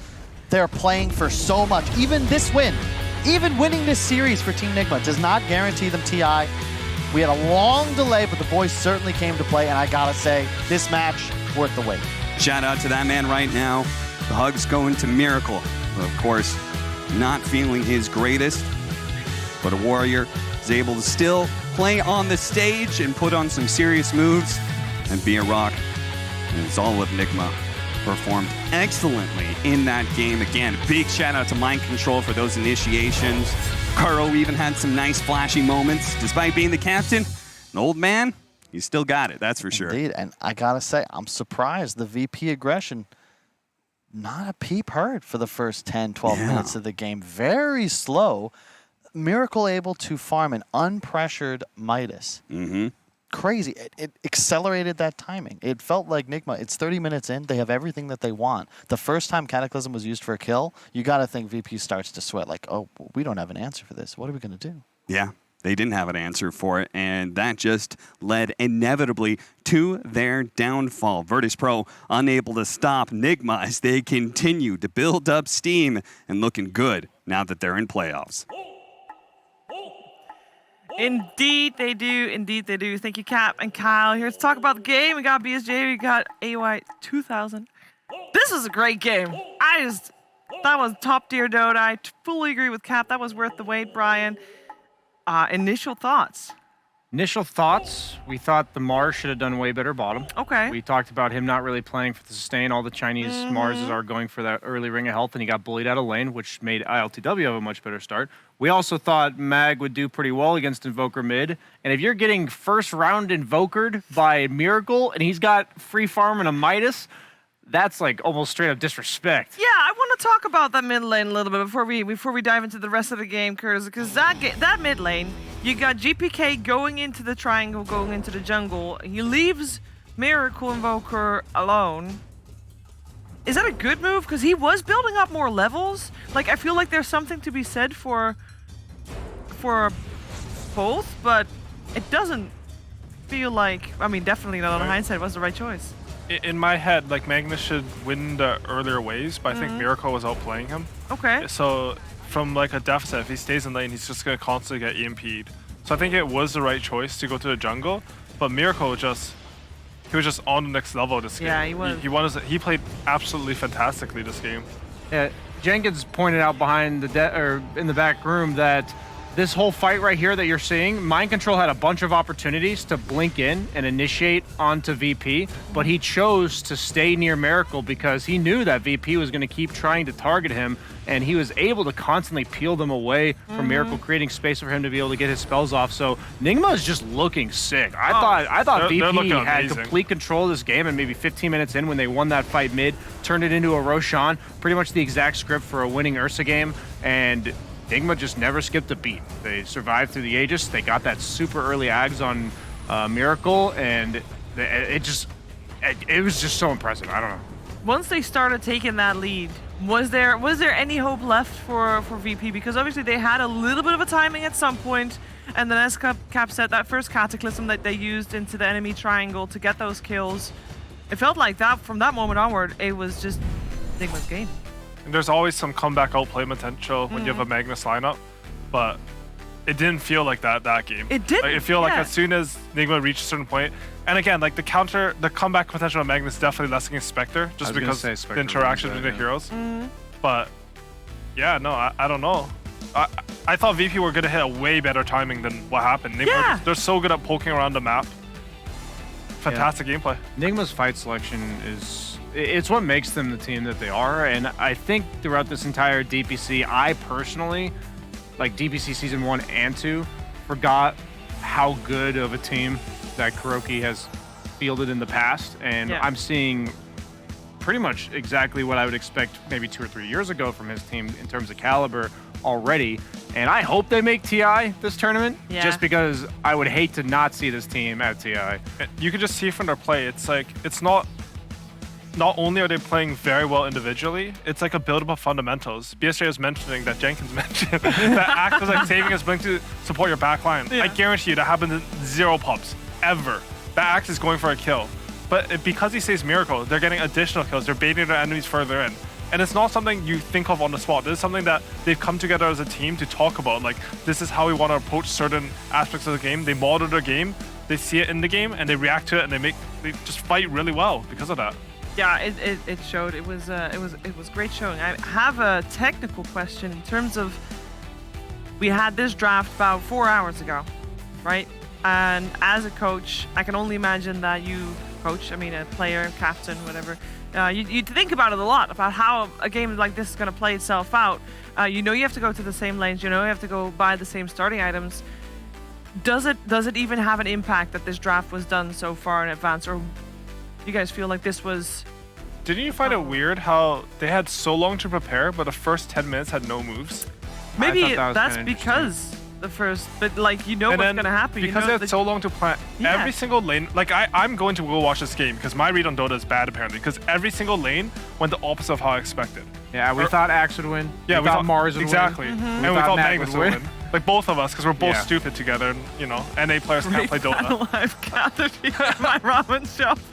No. It's like, it's exciting to learn these things though, because no matter how much of Dota you watch, like, you will always, your thought process will generally be behind the people who play these scrims. Yeah. Because you get like a completely different field of view when you're actively playing, even if like you're trying to keep up. And it was just super interesting in that sense. Because this was the latest First Blood, I believe, we've had all major.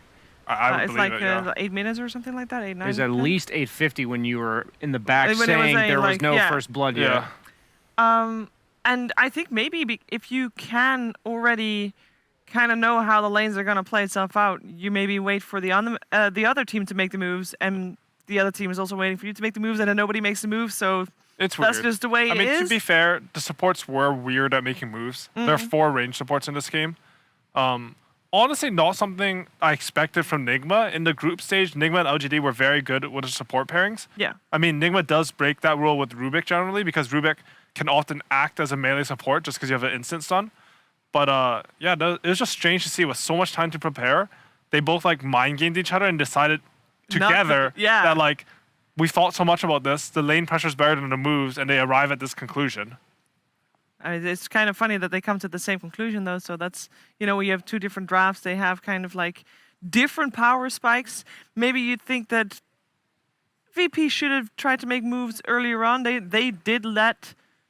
let Team Nigma just have the lanes the way they wanted it to. I would almost argue that what I learned from this is it's more theoretical, but what if this tells us that the majority of early game moves are capitalizing on like slight overextensions or misplays by the other team rather than like proactive plays by your team? Because I think most of Dota is nobody's perfect. You're going to slightly overstep, even if it's just like one accidental click in the wrong direction. But if you're talking about rotations with other TPs and all that kind of stuff, if both teams are playing clean, maybe this is what we would see every single game or a lot of games. Yeah. That sounds boring. Yeah, so that's why we don't have 4 hours to prepare a draft or after a draft. Yeah, I mean, that would be... And Dota's a really complex game. Yeah. And I think like our last 2 TIs were won by OGs just completely forcing mistakes from their opponents. So it might be true in like a theoretical sense, but because of human element, it makes the game so much more exciting, right? I just have to imagine that this would happen a lot more often if you had this long after a draft to talk about what and it's like every solve game, I think. Like if you take chess, if a solve game, like you'll get a draw most of the time if you have the 2 tall computers play each other because it's solved. If Dota's solved like this, you have more time to prepare closer to being solved. Maybe that's the end result. Yeah, the real-time action decision making on the spot is what makes or breaks a team, what makes or breaks a mistake or here and there, and that's what makes the game fun. And if you don't have that because you theory crafted the first 10 minutes completely, hey, that's what you get. But it is a unique situation that I hope we're not going to have very frequently. But it's interesting to see that has that effect, right? I think it's really impressive that if we talk about Team Nigma for this game, I don't think anybody's going to have the same MVP I think everybody played a top-tier role. We heard our commentators highlighting several different players, but I am curious to hear both of you. You're going to have to say it at the same time. 3, 2, 1, Miracle? Okay, different. Different. All right, by GH. I just thought his overall job in fights was really hard to pull off. The items he went, like early Blink Ether, and he's against Ursa, like Mag, Bars.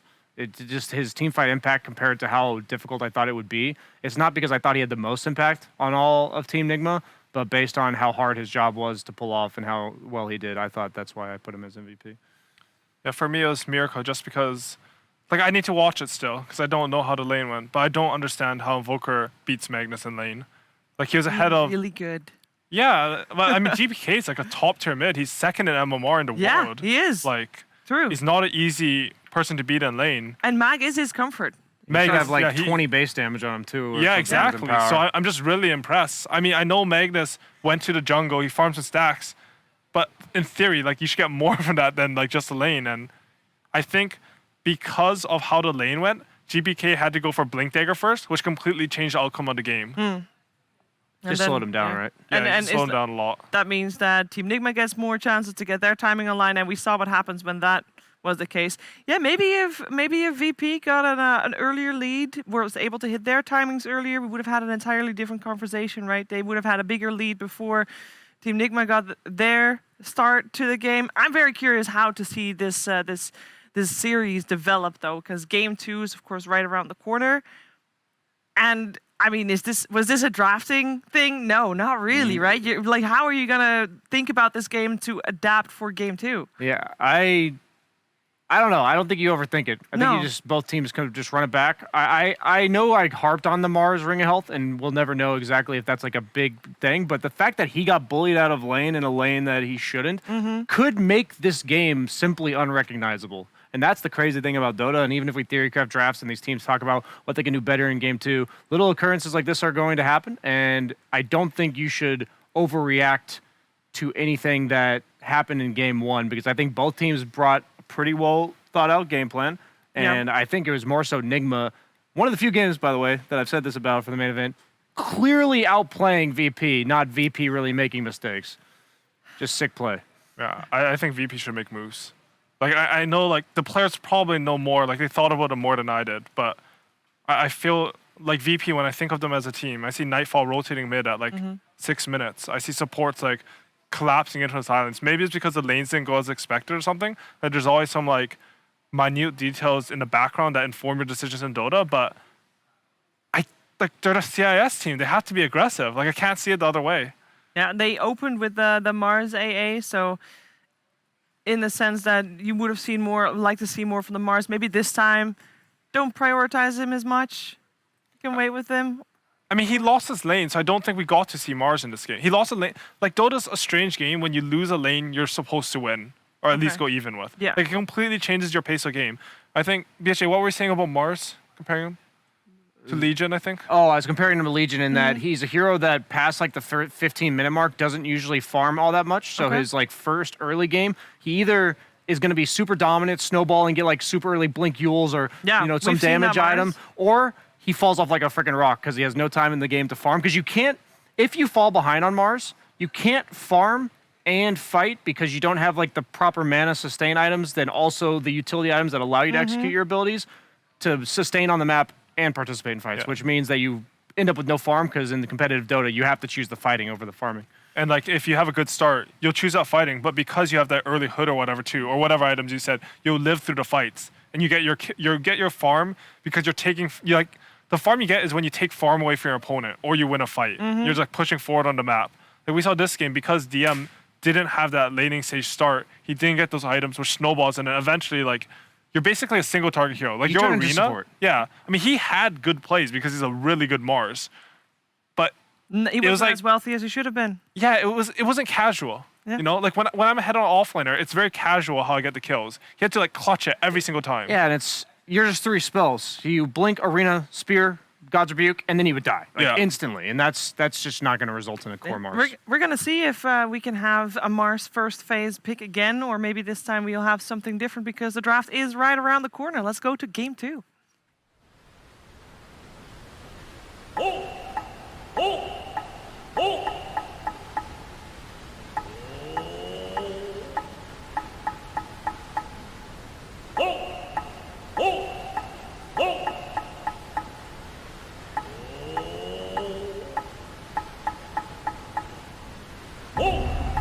Look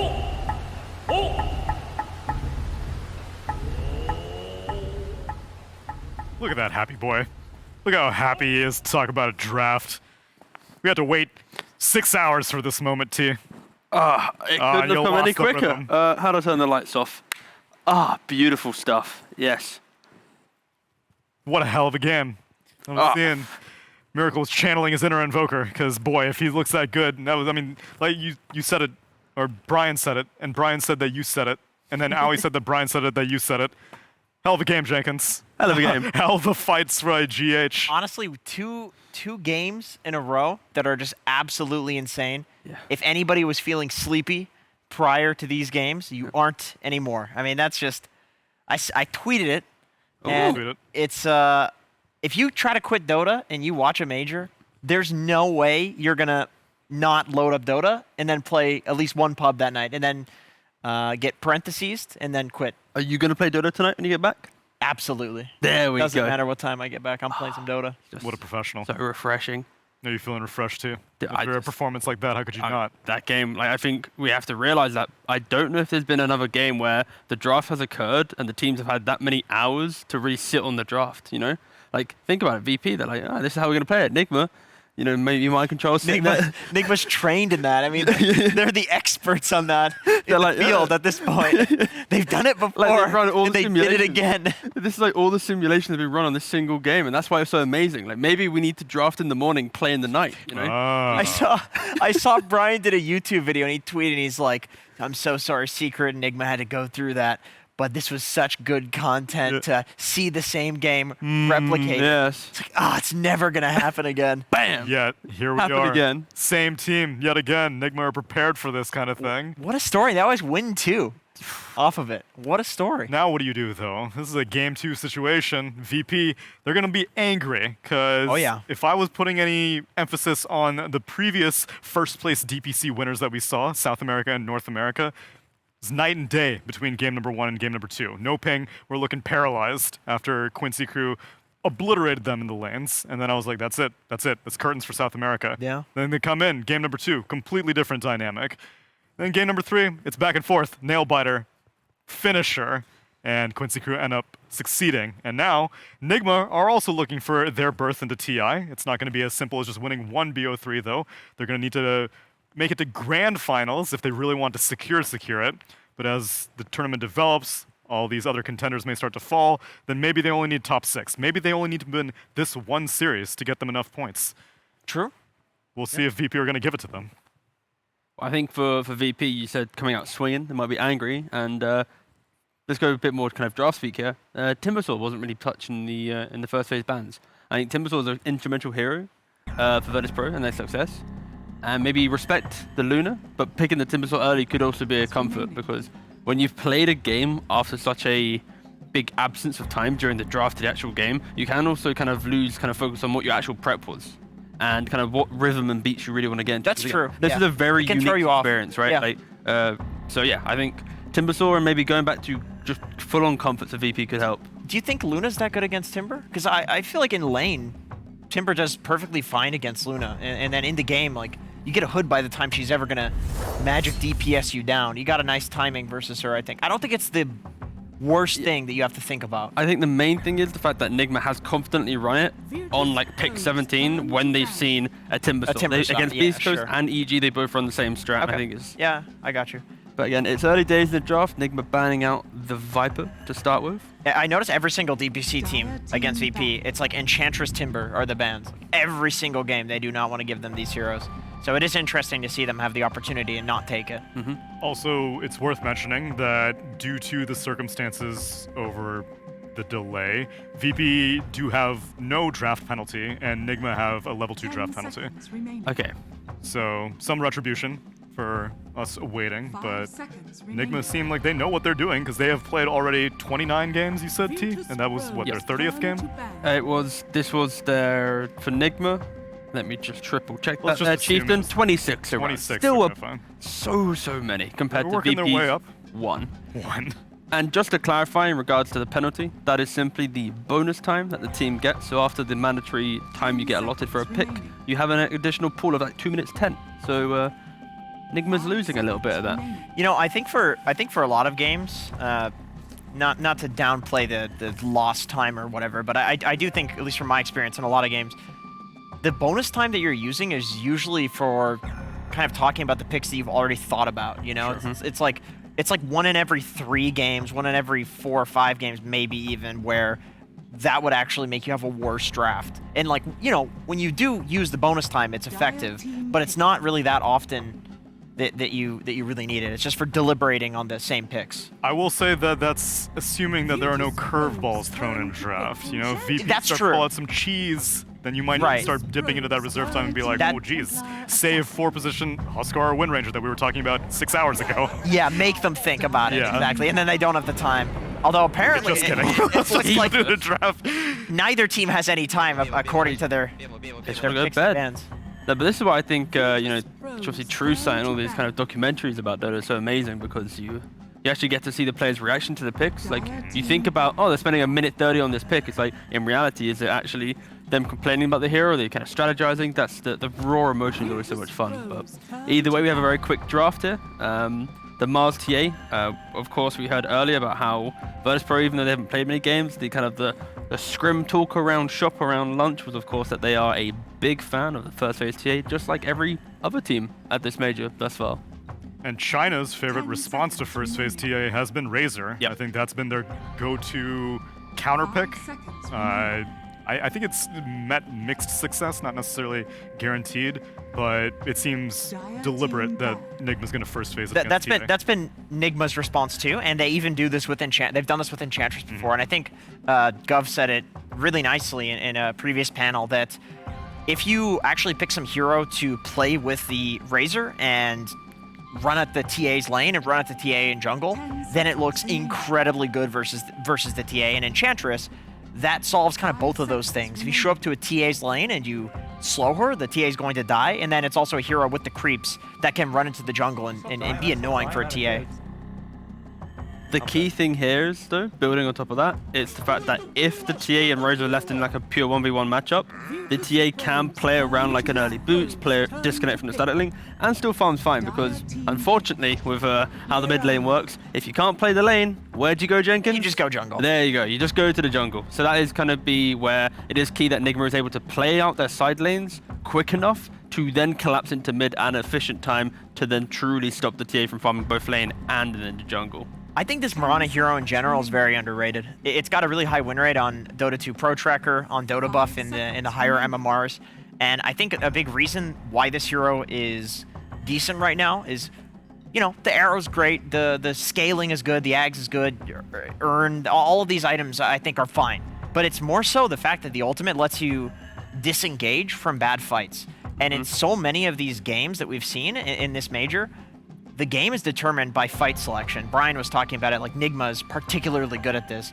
They select the right fights to actually play in, and it ends up winning them the game because they take that one fight where they wipe all 5 of the enemies or something, and then they just take racks. And Mirana lets you do that fairly nicely. And let's be real, even pro teams, they always have that one fight where they forget to have detection. You know, we're all human, we all make mistakes. Sometimes you don't have slots too. I mean, it's actually reasonable on a core hero to not have slots. You got a bottle, you've got a wand, all of these small items. Like, where are you going to drop these? You kind of rely on your support. So this time, Nigma pick up the Spectre a little bit earlier in the draft. I think this is because they see all of VP's picks as like kind of face-up value. You know, like it's Mirana Mars in the side lane, TA is the mid. There is no real kind of threat in the draft from flexibility.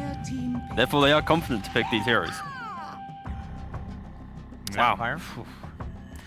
We have been cooling off on Snapfire as the tournament has progressed. The most picked support of the entire tournament, I think. Maybe not most contested. Or, sorry, most contested, not most picked. But she has like it's a 50% win rate-ish. Nothing bad, but overall, I think her whole minus armor shtick has kind of been figured out a little bit. Yeah, for sure. And, of course, you now have the Wyvern pick, which is, we've seen it run before, where you go for Holy Locket, you get the Cold Embrace talent, you get a Glimmer Cape, and now suddenly all this kind of single target damage is fully mitigated because you can eat through the magic damage of Snapfire, and then of course you fully remove TA from the game. This is where Nigma, they're going to be playing a big kind of even though the supports aren't the biggest damage dealers, maybe Ench is a little bit more, it's their ability to keep their frontline alive early on, to buy time for Spectre to get farm, and then eventually Spectre, when you have heroes like Mirana and Snapfire, these heroes will just die, especially if Mirana doesn't have any leaps and Snap doesn't have a cookie to disconnect maybe up to the high ground. But yeah, Nigma's draft is about kind of just getting this Razor to run forward.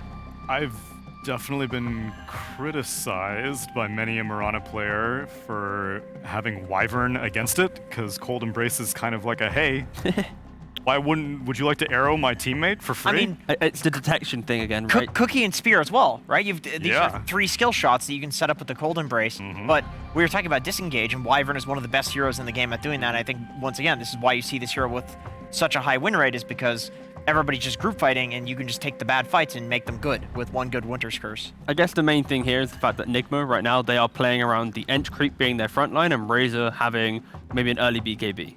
Like, they still, of course, they still need one more hero. They need the mind control hero to kind of round out that draft, but if that hero doesn't have a bit of frontline, Nigma might have difficulties with some of these early engagements, because VP, it's so simple for them. Like, in laning phase, they've got the Mars, Spear into Arrow combination. They're going to have Snap plus some aggressive carry, and they're going to have easy ways to find kills and just do things. I think the lanes are going to get weird for VP, because I think you're going to expect that this Enchantress is likely going to be dodging the Mirana, so you can't just get the creep arrow. Just play mid with the Razor, just dual lane the T out. Seriously, game. that sounds fine. And Nigma has done this before. They continuously run GH as a safe lane support from the 4 position, and we've actually seen Kuroki go beyond godlike twice, I think, now.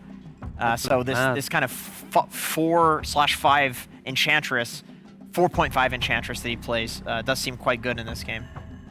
So maybe we won't actually see the Mars and the Mirana together, just because of the lane setup that Nigma's going to do. Morphling and Phantom Lancer banned out. Terrorblade was banned out in second phase by VP, so the carry pool is getting smaller and smaller, and Nigma do indeed need to find their mind control hero. Yeah, so far this tournament with Wyvern, they've paired it with DK and Mars, so this is going to be a kind of a new pick for MC to be playing. A lot of the bans so far have been targeted towards him, of which, you know, DK, Darkseer, Timber, Tide, Doom, even the Doom as well. Yeah, like, you sometimes might argue like a Centaur, but because of the Mars in the arena, that often kind of mitigates the desire to really pick that hero. Legion seems quite decent against the Mars Spear Mirana like a pipe arrow. Legion, like a double bracer phase piped style. Yeah, a little bit of lockdown, which I think they need some. How about the old Furion? Just for a bit of poke. No. There's not enough Disable. You just want the beefy boy, don't you? Yeah. You got the double global, which I do like, but then they're 5-4. Oh, Beastmaster. Ooh, Okay. Hello, Pop Cool. It. All right, yeah, all right. So this does make the Mirana's game a little bit easier, because whether or not you're against the Enchantress, you can just like put the Mirana in the safe lane, and you're always going to be killing that boar. And even if you're not starting against the Beastmaster, being able to roam and kill the boar, which is now the only beast summon, is quite nice. And then it denies the Helm Dom build, which nobody's even doing anyway. So it's really about killing that boar, which is quite important. Yeah, for me, it's going to be the idea of what type of Beastmaster are we going to see. Is it just going to be... Because it could also be like a mid-beast off-lane Razor. Okay. But, oof. Is it going to be... Nightfall playing the Mars. Wow. And DM is going to be the off-lane Kunkka. Nice. Wow, that's pretty cool. That's a cool draft. It does put a lot of emphasis on the TA here, and so I can't say who's actually playing the Razor. Miracle's playing Razor. Miracle's playing okay, it. so it's going to be the mid Razor. This is interesting. Yeah. I'm wondering how Mars does against this Beastmaster hero. I would imagine it does very well. Yeah, for sure. Either the Mars gets a stick and the Beastmaster goes for some Axis build, and then you're just spamming back at him with the free mana you get, or he has a boar and you have huge reduction from your Bulwark. That seems like a pretty solid hero against. I think the key thing from VP is they pick 2 off-laners so that there isn't a need to enable a carry, to enable someone. So these heroes can be left independently by going like Phase, Bracer, Wand. There's no real kind of kill threat from Nigma, which unlocks the Snap on the Mirana, if needed, to run at mid, to start throwing arrows for the Ench creep to protect the TA. Because if anything, this entire game is built around simply, does Razor Crush TA run through the map and kill everything, or does TA farm the lane well, get Dragonlance Deso and just have a chill time? So it's all about how the supports unlock the side lanes and then collapse into that mid. We're going to see big engagements on this mid lane for sure. Isn't the Razor kind of the be-all, end-all, though? Because, like, counters TA, counters Mars, counters Kunkka. How do you get away from this sapping energy core when you're 3 melee heroes in a Templar set, or 2 melee heroes in a Templar set? I'm with you there. That's kind of my thoughts. Is I think that the Razor really nicely answers the TA, and I think the TA is the way that they're going to win the game. So that's a problem for VP. And the clock is going to be ticking quickly because they're going to be up against the Spectre, and they're also fighting for their upper bracket staying in here, and I don't think it's looking too good, but maybe they can turn it around. Maybe they can give us a no-ping type turnaround performance as we pass it over to our casters for game number 2. That's right, maybe they can. Virtus.pro, they're fighting to be able to stay in the upper bracket, or otherwise they may have that unfortunate fate that awaited them at the Singapore Major, where they just got bounced out in 3 series. That's all they got to play, Singapore Major, and they were hoping that, oh, we're already into the game already, so we're gonna have a first blood fight, which looks like it's gonna be Kingslayer dying first. Nigma claimed the first blood, must have been a fast smoke move. They also pinged the ward cap. They also gave the last hit to Miracle. That is the dream going up against a TA middle. Okay. And I love that. That is the move. You're up a game, get the momentum, get inside your enemies' heads. And just a quick comment on the draft. I love what Nigma has got going for them. This is like a TI draft. This is a major draft. And I'm not saying anything against VPs, but they're very much on meta, on brand. A lot of stuns, a lot of minus armor. Okay, cool, got it. Nigma have doubled down on these methods of damage mitigation. Untouchable, Razor Link, Cold Embrace, Spectre Dispersion. It's so cool. Then you have the Beastmaster aura. You've got all these creeps that are gonna come out, potentially a turnaround with the Winner's Curse. It's a very complicated draft. Like, it is legitimately like Magic versus Brawn, Stun. It's late at night. So why is that so important to you? The damage manipulation, armor control, like why are these things important to you? What do they represent? Is it because it's better team fight? Is it because it's guaranteed late game? What is it? My theory is that the power creep in Dota has made percentage-based scaling mechanics significantly stronger than people realize. Talents and neutral items represent more gold, more damage at earlier timings. It took a lot longer to get your damage numbers high enough for percentage-based mitigation effects to have a huge impact on the game. LTW being pressured quite a bit there in the top lane against the Snapfire Mars combination that is sitting there. I can buy what you're saying, by the way. I think that that is definitely a big factor. The fact that there is a significant amount of power creep that has happened in Dota, whether it's, I mean, neutral items, talents, and the fact that we now have the other side of talents that are also available, going even past 25. There's so many different opportunities to be able to allow your hero to scale. Miracle being poked down a little bit. It's looking good so far for VP's lanes. So they're pretty much just roaming around each other, it looks like, between Kuro and Save. Save looking to be able to arrow every single big creep that Kuro picks up. Yeah, this is the way you do it. You actually preemptively arrow camps if you can. It's great to get the Minotaur spawn, or the Centaur spawn, because you just kill it, and then it's dead to Kuro. If he doesn't stand there and right-click creeps for 30 seconds, that camp will no longer be of any use. Oh, he was trying to decide, am I going to go for the kill on Kuro, because he did have leap plus arrow, or am I going to try and secure this water rune for my mid laner, and ultimately decides the water rune is maybe more important here. Yeah, the main point is really just VP. You think about how they're going to start a fight. How are they going to find kills? Very simple. X back into arrows, cookie stuns, spear stuns, TA a bunch of damage. He's going to farm agents, get Roche. Nigma to win fights. It's so weird. You've got all these cooldowns to think about. You got to dance around the fight. It's boxing versus capoeira, and it's just going to be a really cool game to watch. I'm hoping neither side just gets obliterated in the laning phase, but we'll see how it goes. Kuro looking to make his first real showing in this lane now that he's level 2. He's got Impetus, he's got the Troll Creep ready to go, but DM's been a pretty happy camper here. Up against a Beastmaster, hard hero to beat for many, for 1v1s, but he's got a clear mechanic to be able to deal with the board a little bit. As a result, they're pretty even in CS. Mind control just up and denies. I really like MC's decision, though. He's got 2 points axes. He's not really going for the board build, and you can't because it's just, this lane's designed to kill it. I like that VP pushed the Kunkka onto a side lane. I think this is an offlaner, and it deserves an offlaner's farm priority. But a carry Mars. This is going off of what Insania told me just before he flew away. The idea is that TA is just like actually an incredibly hard scaling carry nowadays. Yes. So you don't actually want another on the lineup. You just want team fight in front of it. Sure. Anything that is able to provide disables, maybe initiation, and just general good team fight presence early on. Because their Templar Assassin is going to be farming up Ancients and stuff. Nice combo there. Cookie into Spear. ILTW. Actually managed to get the double dagger there. Nightfall's going to be slowed down here as well. Ultimately, not going to try and go for the kill. Turns back around for GH. GH throws out another Splinter Blast. That brings Nightfall a little bit low, and the Spear doesn't quite latch. Nightfall SSKB. Really wanted to get that kill. Nice job, GH. Save. It's really annoying to play Enchantress against Marana. Back in the day, that's hits him with the arrow. That is indeed the first kill for Virtus.pro. Yeah, my brother would always just ask for a Marana if he saw an Ench on the other team, because you just deny its functionality. He's got to help out the mid lane, though. This Razor is going hard right now. The Templar Assassin pushing him all the way back behind the tower, trying to get back into lane. The Marana will help him with that.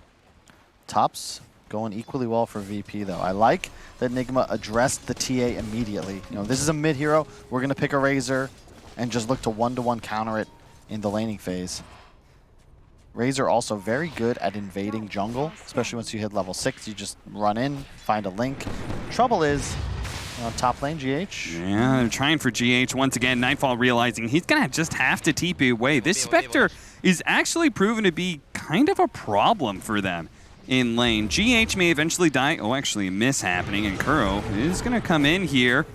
Kingslayer not able to quite get it. Hops away, hoping to get in tower range. Kuro may try and pursue with this troll creep.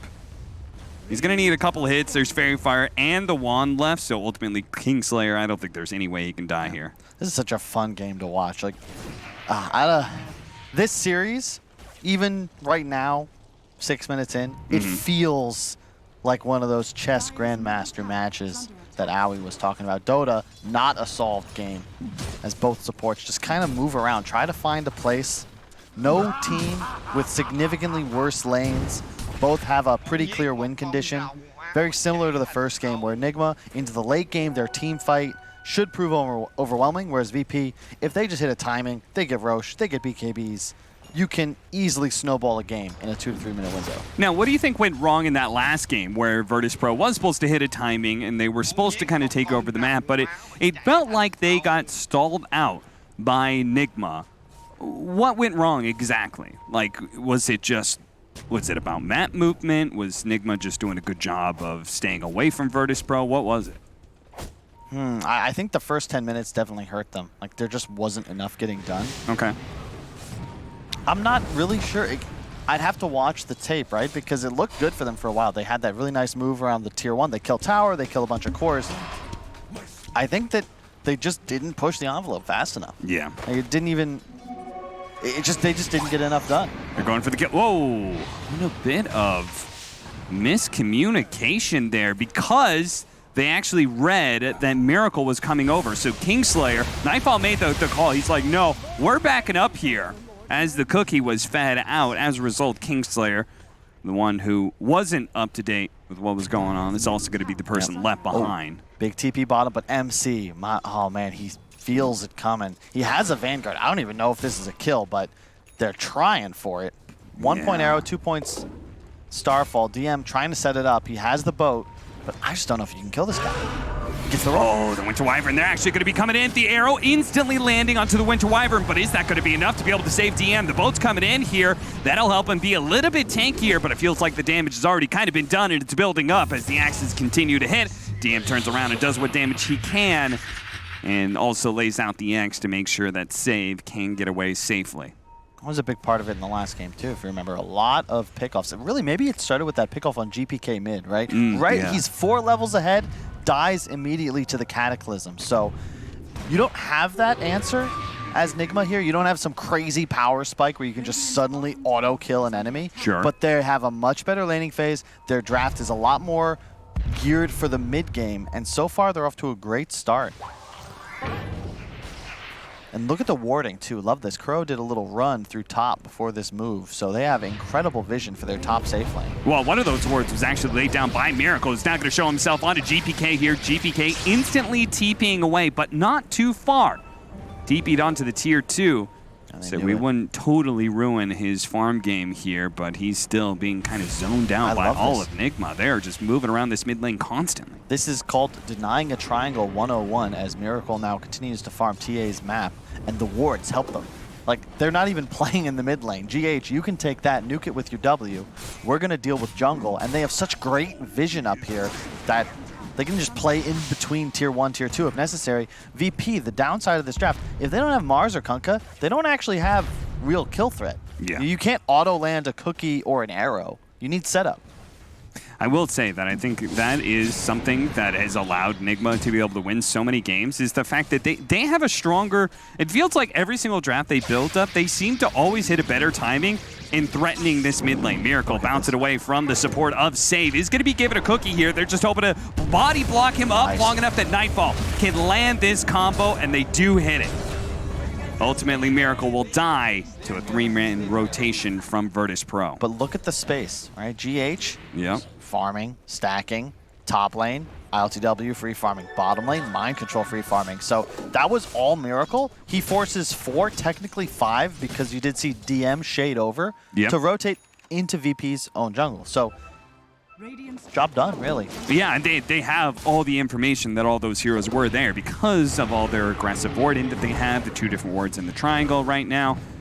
I mean, I feel like that has been a question we have asked throughout this tournament, is like, how do we stop this Templar Assassin? It's not as simple as just invading the triangle, because, like, okay, teams will understand you're going to invade the triangle, and they'll play accordingly. They'll sit with supports on the high ground while TA farms, as we're going to watch this kill again. Great body blocking by Save. But, yeah, it certainly feels like Nigma has figured out certain answers, and part of that has got to be both the aggressive warding and the supports rotations, as they're just constantly roaming around this area. GPK, he's going to triple stack the Ancients. This is the first time. Oh, wait, is he? GH thought about stepping in. He's actually going to TP bottom. They're making a move. They are indeed. Mortimer's Kisses. That's going to be enough to be able to kill the Beastmaster. He gets off the roar, but highly unlikely that's a kill. Meanwhile, the middle lane is being pressured. DM with a fast move over. Does manage to hit the X. Zone him down at the Torrent. They don't have the boat follow-up, but they do have the arrow, they do have the cookie, and they have the numbers to be able to bring down Miracle again.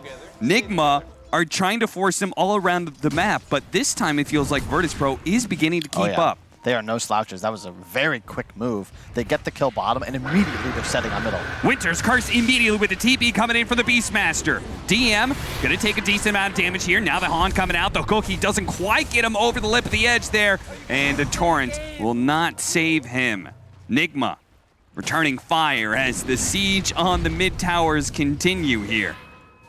Leading up, arrow on ILTW, GPK looking to be able to get some side blade hits, but he's actually ventured a little too forward here, and Nigma are going to try and take advantage here. GPK just being run over by 5 heroes. Virtus.pro didn't expect all of that kind of aggression, and once again, Nigma is the first team to be able to take the opposing mid lane tower. I'm telling you, Kyle, these guys know something about this mid lane that other teams don't. Definitely. I love the way that they're moving. Both teams, really.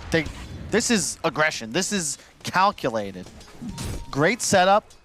All 5 rotate, and you can see VP, they're overestimating their own strength a little bit. They didn't have their spells prepared. TA, this is not your strong point. You want to take that tripled Ancients, Cap. You are not trying to get involved in 5-on-5 team fights. That's a Razor, a Wyvern, like this Nigma lineup. Now that they all have their level 6, like, you actually can't really team fight them right now if you're VP. You need pickoffs to start. You need a boat or an arena to get a kill on a core. You cannot really fight 5-on-5 like this, especially if you're on the retreat. The support's pumping out a lot of damage. And Virtus.pro I mean, I think the panel was saying something about, maybe it was actually last series, maybe you were the one saying it, maybe big part of like just early game control and map movement is just abusing the small mistakes that people make, and that was a small mistake that Virtus.pro made, right? Is the fact that they tried to go and take that mid tower themselves. ILTW dodging a lot there. Unfortunately, there are too many options here. Is Virtus.pro okay? The Cold Embrace, Winter's Curse. Can they actually keep him alive here? ILTW taking a little bit more damage. Eventually, he does go down, but Virtus.pro, they had to commit so much that now it's Miracle in the mix here, and he actually gets speared into Kingslayer. He goes ahead, leaves Nightfall behind. He's like, that's fine. My allies got the other kill. I'm going to get the +1 in the support. Ultimately, they kill the carry of Nigma, yes, but it costs them so much. Cost them their carry, Cap. That's a not an off-lane Mars, and a blink first on GPK. This is... I don't see this out of him very often, especially he's just now starting to skill up Meld. This didn't feel like it was planned. They're feeling the pressure a little bit. 2K down. They know. Do they have detection? I think he might have gone invis before that happened. They may not be expecting all of a sudden this onslaught of damage coming out from GPK. He has to be able to blink away from the Razor, though. That is why he picks up that item. Save, gonna go for the TP out. The damage comes a little bit too fast for him, though. Kuro ultimately takes the kill. That's a killing spree given away as well. This is just going... Nigma is further ahead than the 4K you see on the screen. Their draft is not supposed to be crushing this hard. Spectre in the late game, you see the all-chat NA Dota with some of the best fan packs. My favorite is, of course, Arkosh, but Halberd now on the Razor. Good curse. Winter Wyvern, the Cold Embrace, plus the Winter's Curse. Even if ILTW dies here, they have just had to stay there so long that Miracle's rotation comes to great effect. And it's just the vision too, man. I mean, check out this map.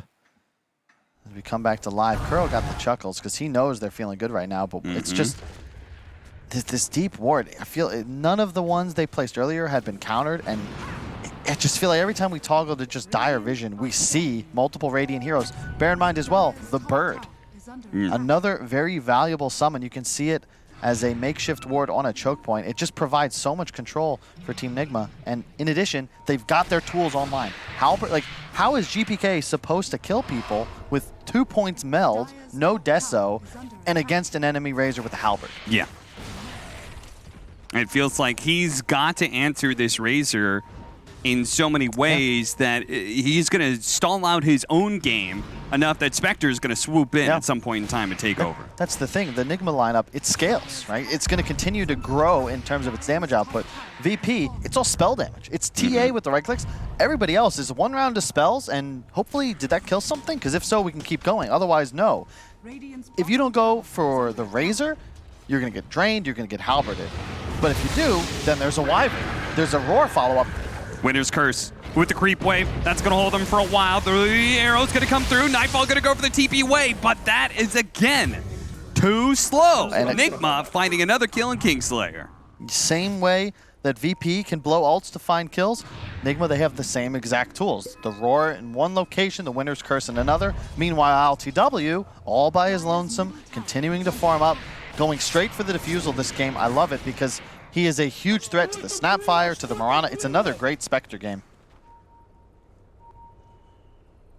Nigma is definitely showing that they have just gotten better over this major. They had to go through the wild card, did very well for themselves in the group stage, and it feels like they have had, I believe, they've lost 8 games. 8 individual games here at this major, I believe. And every single one of those games, it feels like they've learned something and gotten better. Oh, yeah. You learn from losing. Like, I bet coming into this, day 1 of the tournament, VP versus Nigma, I would have said VP 2-0, no question. But they have grown so much. Miracle doing his best Jordan impression, playing through the pain. But I got to say, shout out as well to Pippin and Rodman, never getting enough credit. I think ILTW and Mind Control have done just fantastic throughout this event. This game, they're on point. I don't want to count out VP, but at the same time, it just feels like right now is Team Nigma's time. And you got to make something happen if you're VP. You've got all your spells on cooldown, but look at this. They just keep playing under dire wards. Yes. I think you were obsessed with LGD's vision. And you said this was like, this is what is winning them the game. And it feels like this is a similar story here from Nigma, that they are getting every bit of vision. They know that they have vision there, and they're going to invade anyway. Miracle's going to go for it. Moonlight Shadow going to be used. Nightfall looking to be able to push away the Razor. Does so with the Spear. Boars are going to investigate. They quickly get killed by GPK, who's now showing off that Deso. And Diffusal Blade picked up. LTW shoved in bottom all the way. Now goes straight to top. Has Haunt ready. And oh, beautiful from Crow. He has the Ice Ogre. That denies the Deso. Yep. Oh, you can see he actually uses the Ice Ogre there to be able to get a bit of Side Blade damage onto Miracle. That felt pretty good to be able to start this, and it looks like they're finally going to commit. They're going to go for Miracle. He's going to be pulled back into a decent amount of magic damage. They got the Cold Embrace. They actually spear him back. The Mortimer's Kisses is raining in, but the Winter's Curse is going to be able to stop this combination. The Mirana actually jumping into that one. They're still going for Miracle, and they do manage to get him with the meld hit. Curl on the high ground, throwing down those impetus shots. Is they're going to be able to get another X marks the spot back in. This time it's on ILTW. The arrow tanked up by Mind Control, looking to be able to save his boy, but is in turn going to be speared back into the tier 3. Managed to get off the roar off once again. The Cold Embrace slowing things down. Kingslayer's on a pittance of health, and it's going to fall as the axes clean him up. And Virtus.pro, who thought they had the advantage, would be wrong. Underneath the tier 2 being assaulted, but GPK coming back in does manage to kill Mind Control. The arrow slides right on past ILTW. GPK fighting for his life here against the Spectre, but ILTW proves to be too strong. Way too strong. VP, they tried their best. A couple of really nice spears back, but it's the support duo of Team Nigma. Kuroki, yeah, he dies. He was out of mana, out of health. He did everything he could for his squad. GH, 3-man winner's curse. Excellent. Couple of Cold Embraces. You see, 3 he maxed Cold it. Embraces in one team fight. So good. It's so much health regen as well.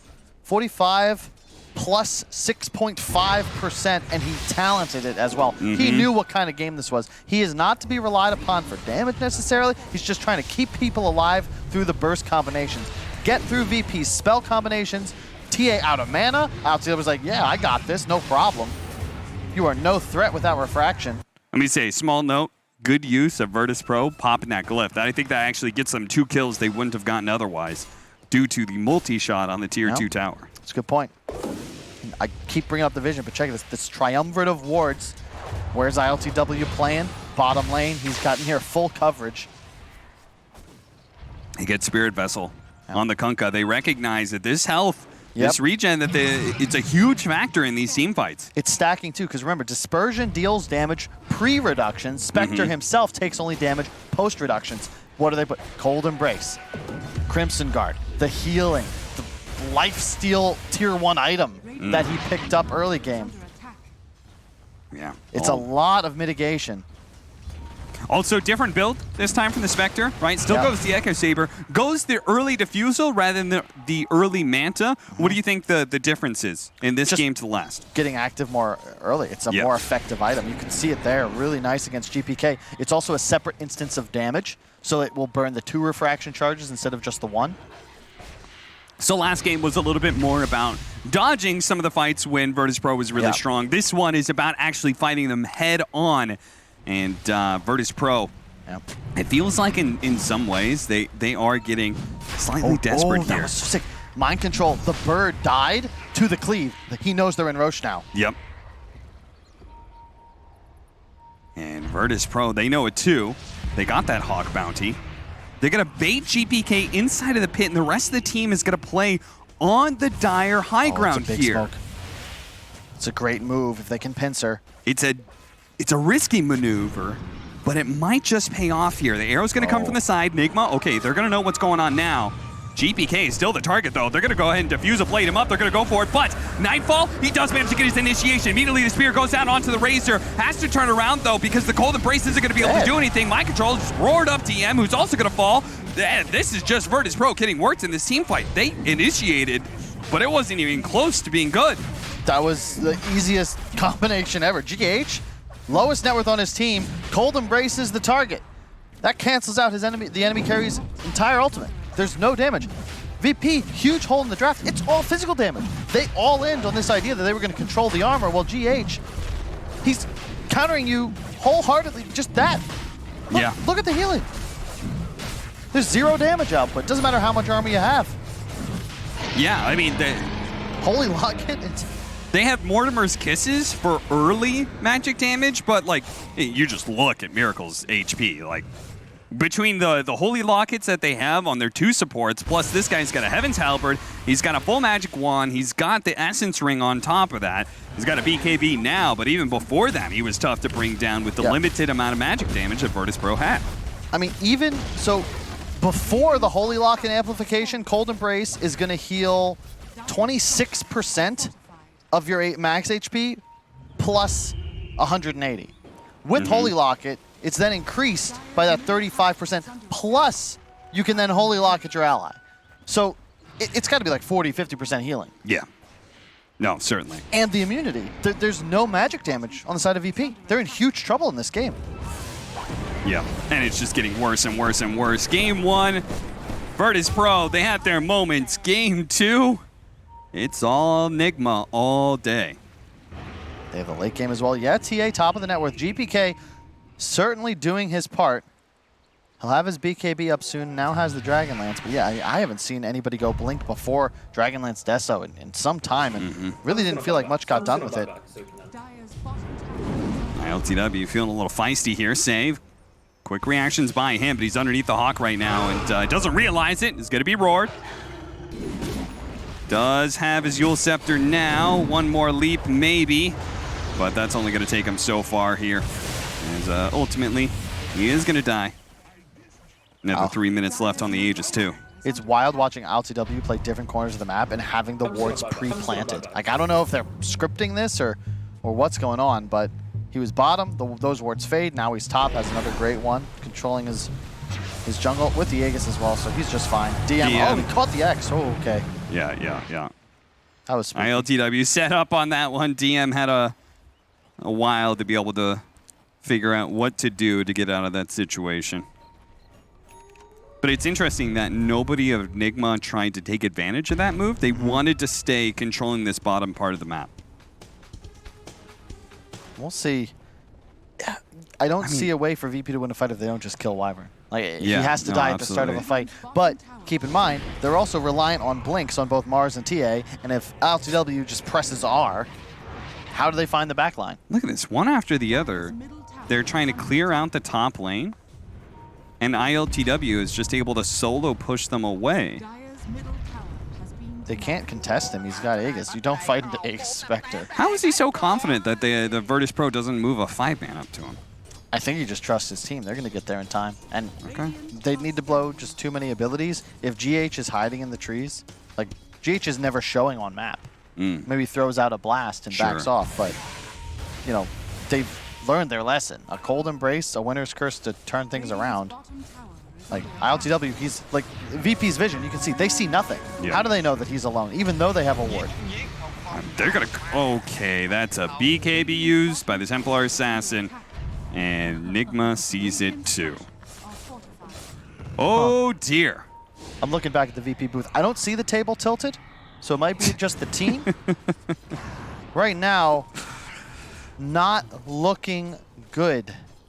The tier 2 will fall bottom. We've seen this in games previous. Now opening up the outpost. VP, you can't fight into the Aegis, so you're going to have to wait that minute. Pop Moonlight Shadow, but half their team is currently underneath a ward sentry combination, so. Nigma, they know. And still playing aggressive here. ILTW going to pop the haunt, get some vision of some of the heroes. They're going to go for Kingslayer is going to be the target.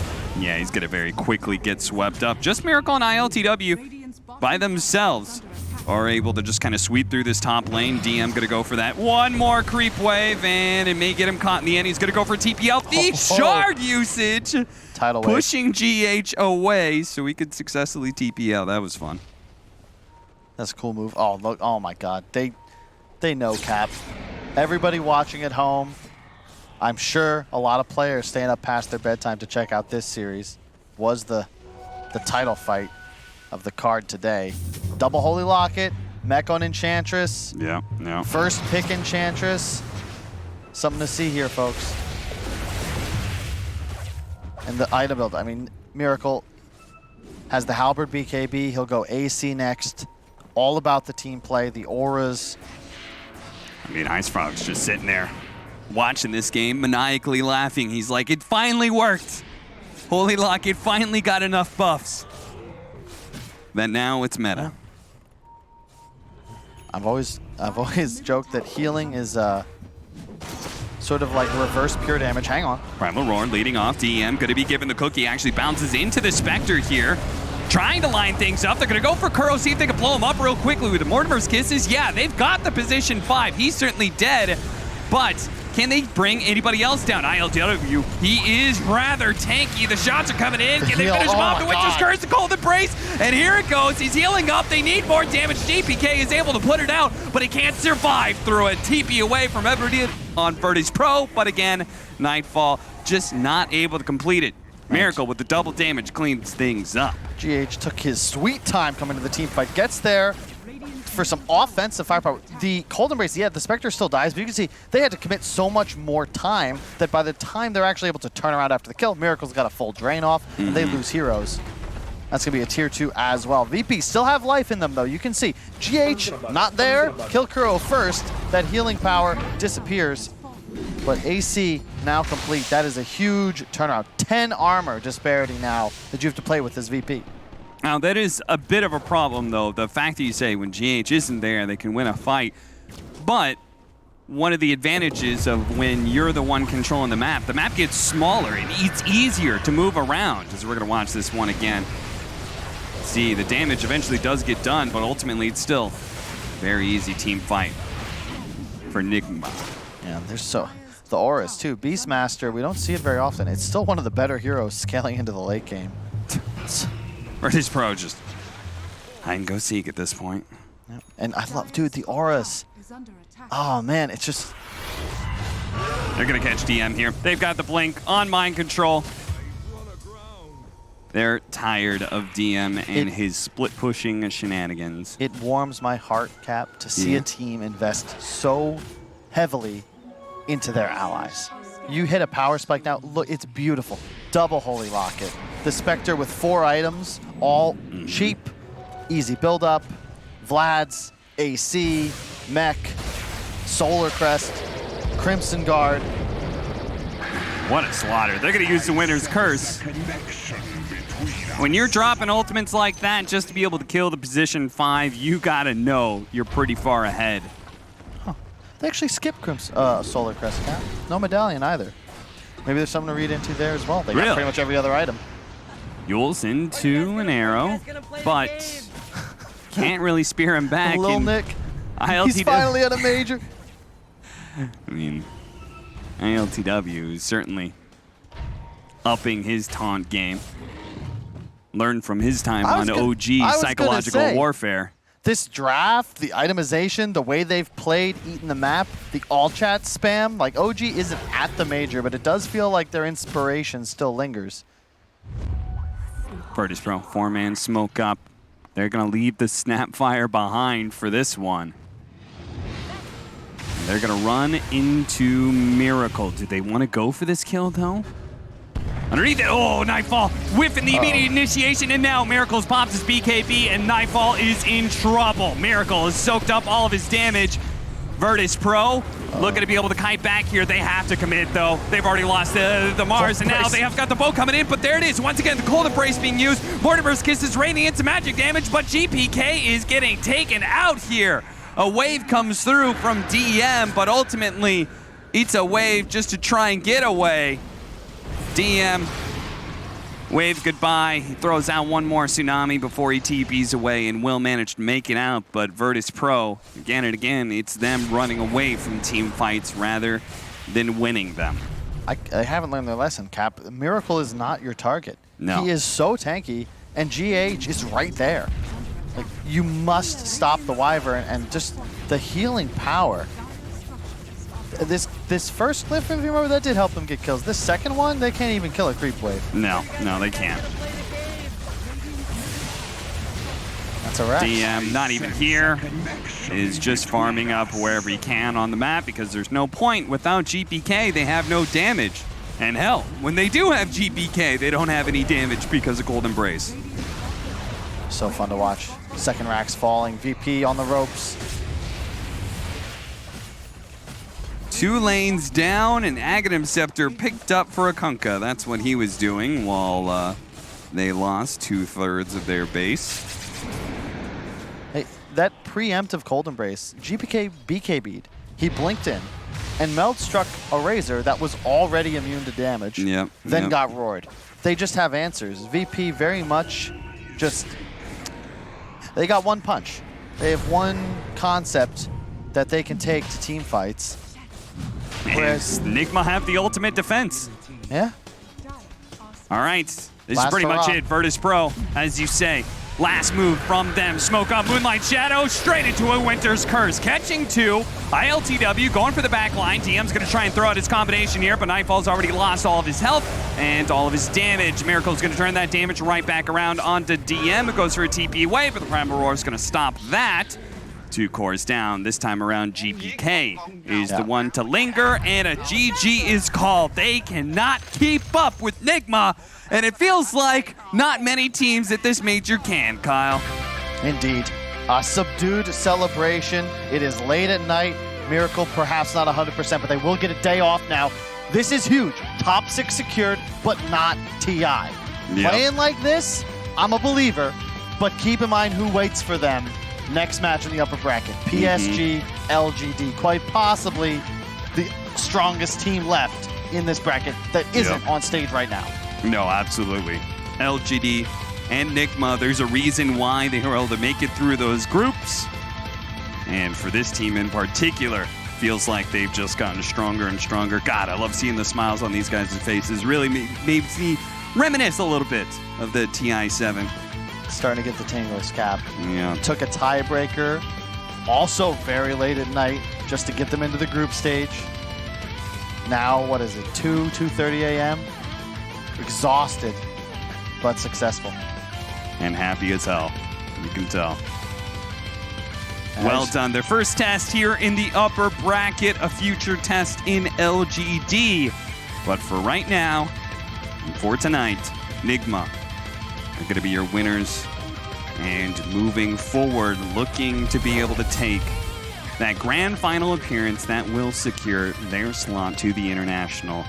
And will once again mean that Kuro will be attending every single TI. Let's see if they can actually pull that off, though. On the Virtus.pro side, knocked down by one of the strongest teams, I would say, at this tournament, but they got thrashed really hard in that game too, Kyle. And I don't know. I don't feel good about that lower bracket. No, I don't. I mean, they didn't necessarily play poorly. They came in with their standard stuff, but Nigma, they've learned. Yeah. They've had a lot of practice. I've seen, you know, animes typically, they're very long. You know, it's a long progression as the title character levels up, and they've certainly done so far. Oh, yeah, they certainly have. Nigma looking very strong as they managed to take the 2-0 against Virtus.pro. They do indeed take that 2-0. Thank you very much, Cap and Kyle. And here to talk about that game, that series, and the whole day, I'm here with AY and with BSJ.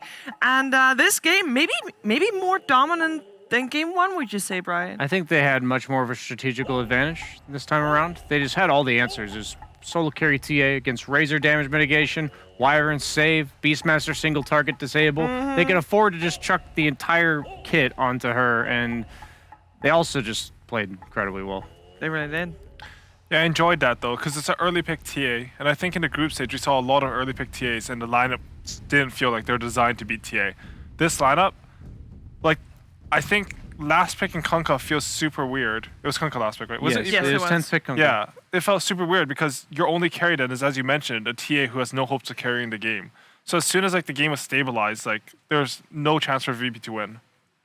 I think they expected to win the bottom lane much harder than they did. They did kind of a cool lane swap where they put Nightfall on the off lane Mars, DM on the safe lane Kunkka, and Mind Control just didn't level Boar, and he made the epic play of buying a Ring of Health. It was super weird though, right? Because 2 games in a row, I feel like Spectre beat Mars because Mars didn't get any sustain items. It's just a patch where you can't get booted out of lane like that. The region feels like it costs so much now. You can't even keep spamming it. So, and you see on the Nigma side, like they have 2 healers. They're buying like these regen items.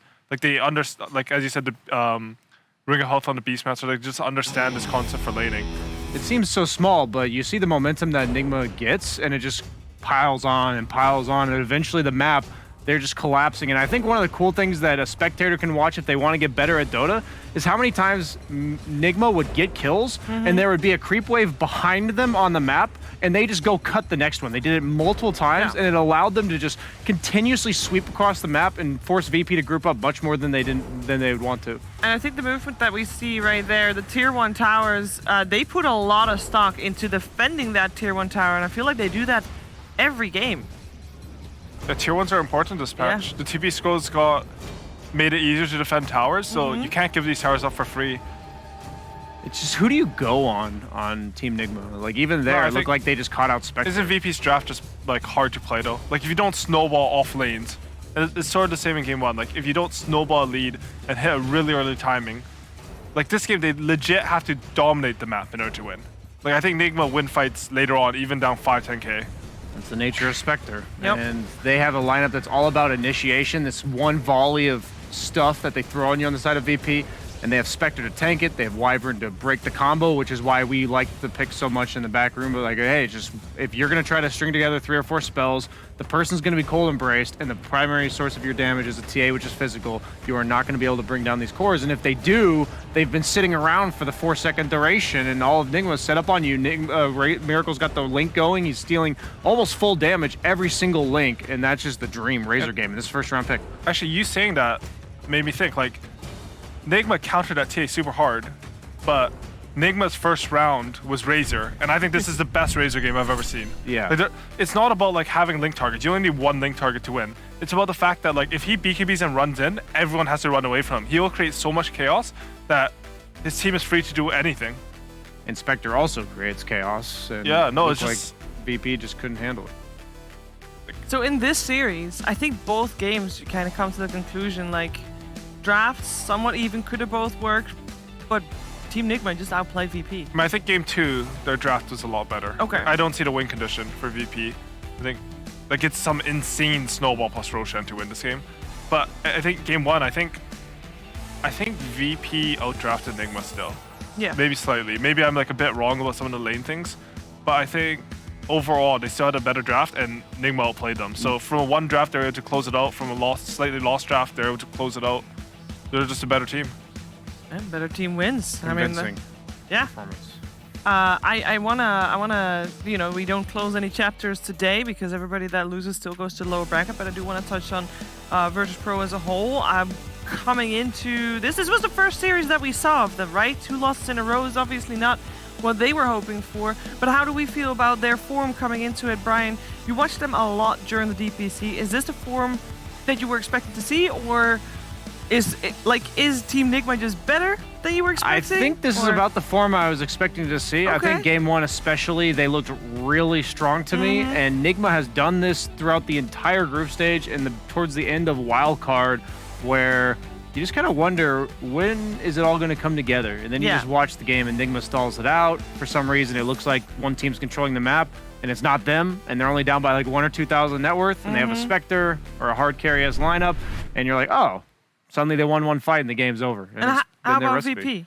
And for VP, it's like I'm saying, they were doing exactly what they were doing during the DPC, but So it felt like is- it was shutting the enemy team down. Okay. As opposed to Nigma somehow weathering that early momentum, which I don't know. I don't know how VP does anything against that. It literally looks like a team of 19 to 20-year-olds that have all been playing professional Dota for a short amount of time compared to Kuroki. That's strategically, execution-wise, what it looks like. They didn't play bad.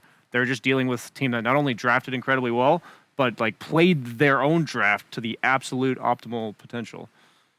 That is a tough situation for VP to be in. Do you know who VP plays? Is it Vici? We're about to find out. It is, I believe, it is indeed Vici Gaming. Because that'd be, I don't know if funny's the right word, but if Nigma lost, they beat on Vici and they would beat face on for like them the in the third group. time. But the loser of this series will face Vici Gaming. We also know that Team Nigma will move on to face PSG.LGD in the upper bracket semifinals. That's a hype match. It is. They went 1-1 in groups too, right? They were. And I feel like both of these teams. Coming out of the groups, I feel like that just gives them a little bit of an edge, just having to have hashed out so many things of the draft and its current meta that's being played. We have to grab the red as well, so Today, we had 4 series all in the upper bracket. We saw Quincy Crew triumph over No Ping. We had T1 triumph over Aster. And PSG.LGD triumph over Alliance. And therefore, we have our first upper bracket semifinals ready. Quincy Crew versus T1, PSG.LGD versus Team Nigma. And I hope we can also get a close-up of the lower bracket, because that is where we're going to move to next. Ooh. What stands out? So when blood gets to spill, Yeah. I think the Virtus.pro Vici Gaming series will be the highest quality out of all of them. But I think there's so many teams that have something to prove here. It's insane. I'm watching it. You have Alliance, who's yet to win a series, or like in the playoffs of either major. They didn't even make it to the playoffs of the previous one. You have Team Spirit, who barely eked their way through the group stage. You have No Ping, who arguably could have taken that series off of Quincy Crew, who now is against another NASA team. That's crazy. I mean, Aster fell flat, and now they're playing against another SEA team. So T1 put them here. Can TNC finish them off? I'm just super hyped about all of these series. And I think all of those have the potential to be really close. Like, I'm not too sure. The teams this major are actually just crazy. Everyone seems to be playing at a very competitive level. Credit to maybe the way the leagues were set up, because we haven't had leagues like this before, right? The 6 weeks in your own region, playing only your, like honing your own region to be better, maybe as a whole. Yeah, I think the league setup has made it so that each region has had a lot of individual growth. I mean, we'll see. I think the Quincy Crew No Ping series, it didn't look as good as our ones, but I'm still hopeful that the teams can look better in the future. So, but other than that, like the teams look fantastic this tournament.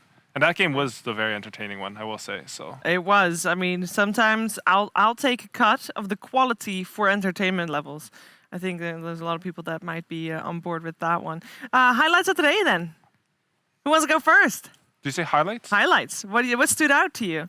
I mean, I really enjoyed watching that Quincy Crew No Ping game. Yeah. Just because it was really funny. It was mad. Something about one team hitting the other, hitting the throne. Then 20 seconds later, the other team's hitting the throne. We got up and on then the losing. First time, right? We got up to goal when Quincy Crew were in their base. Like, die in front of the fountain. They were like, oh my, there's no buyback. They're gonna lose. They're like, they scurry to get bounty runes, so Yauer gets buyback. I think he might have had like a Philo stone in his inventory or something at some point. And then we're like, okay, they won on No Ping, and then we're like, oh wait, I guess they didn't win. I don't know what's happening. I was honestly expecting Quincy Crew to throw at the throne again, just so we could swing again. But I would say it was a relatively uninteresting series if you watch the gameplay itself. But T1 was the highlight for me. Like, they were the most surprising performance, not because I didn't expect them to do well, but they shit on Aster. Yeah, they did. Frank. Yeah, it wasn't just doing well; it was doing incredibly well, and I think maybe Aster also underperforming a bit. It's hard to tell. That's why they the crushed T1 him so series, hard. Yeah. the thing is, like, if you have a weird draft in Dota, you often look way better or worse than you actually are. So, like, the nice thing about these tournaments is as they go on, we get to see, like, are they just out drafting their opponents, or like, are their ideas better, or are they just straight up a better team? Like, Nigma looks like a straight up better team right now to me. LGD as well. Oh, it was a very nice day today. We had some great Dota 2 being played. We didn't send anybody home after they lost. Very friendly. That's going to stop. We're going to have some elimination series. There's going to be 4 of them tomorrow. We're going to start same time as today. That is, for us, it's 12 local time, but I believe 11 CEST. I'm sure you can calculate it for yourself. It's going to be a bloodbath, a very enjoyable one at that. And we hope that you will join us in our little ramen shop and in our amazing Isle of Masks. I believe that is the official name of where we are at right now. So thank you for tuning in, and we'll see you tomorrow. Good night. Oh!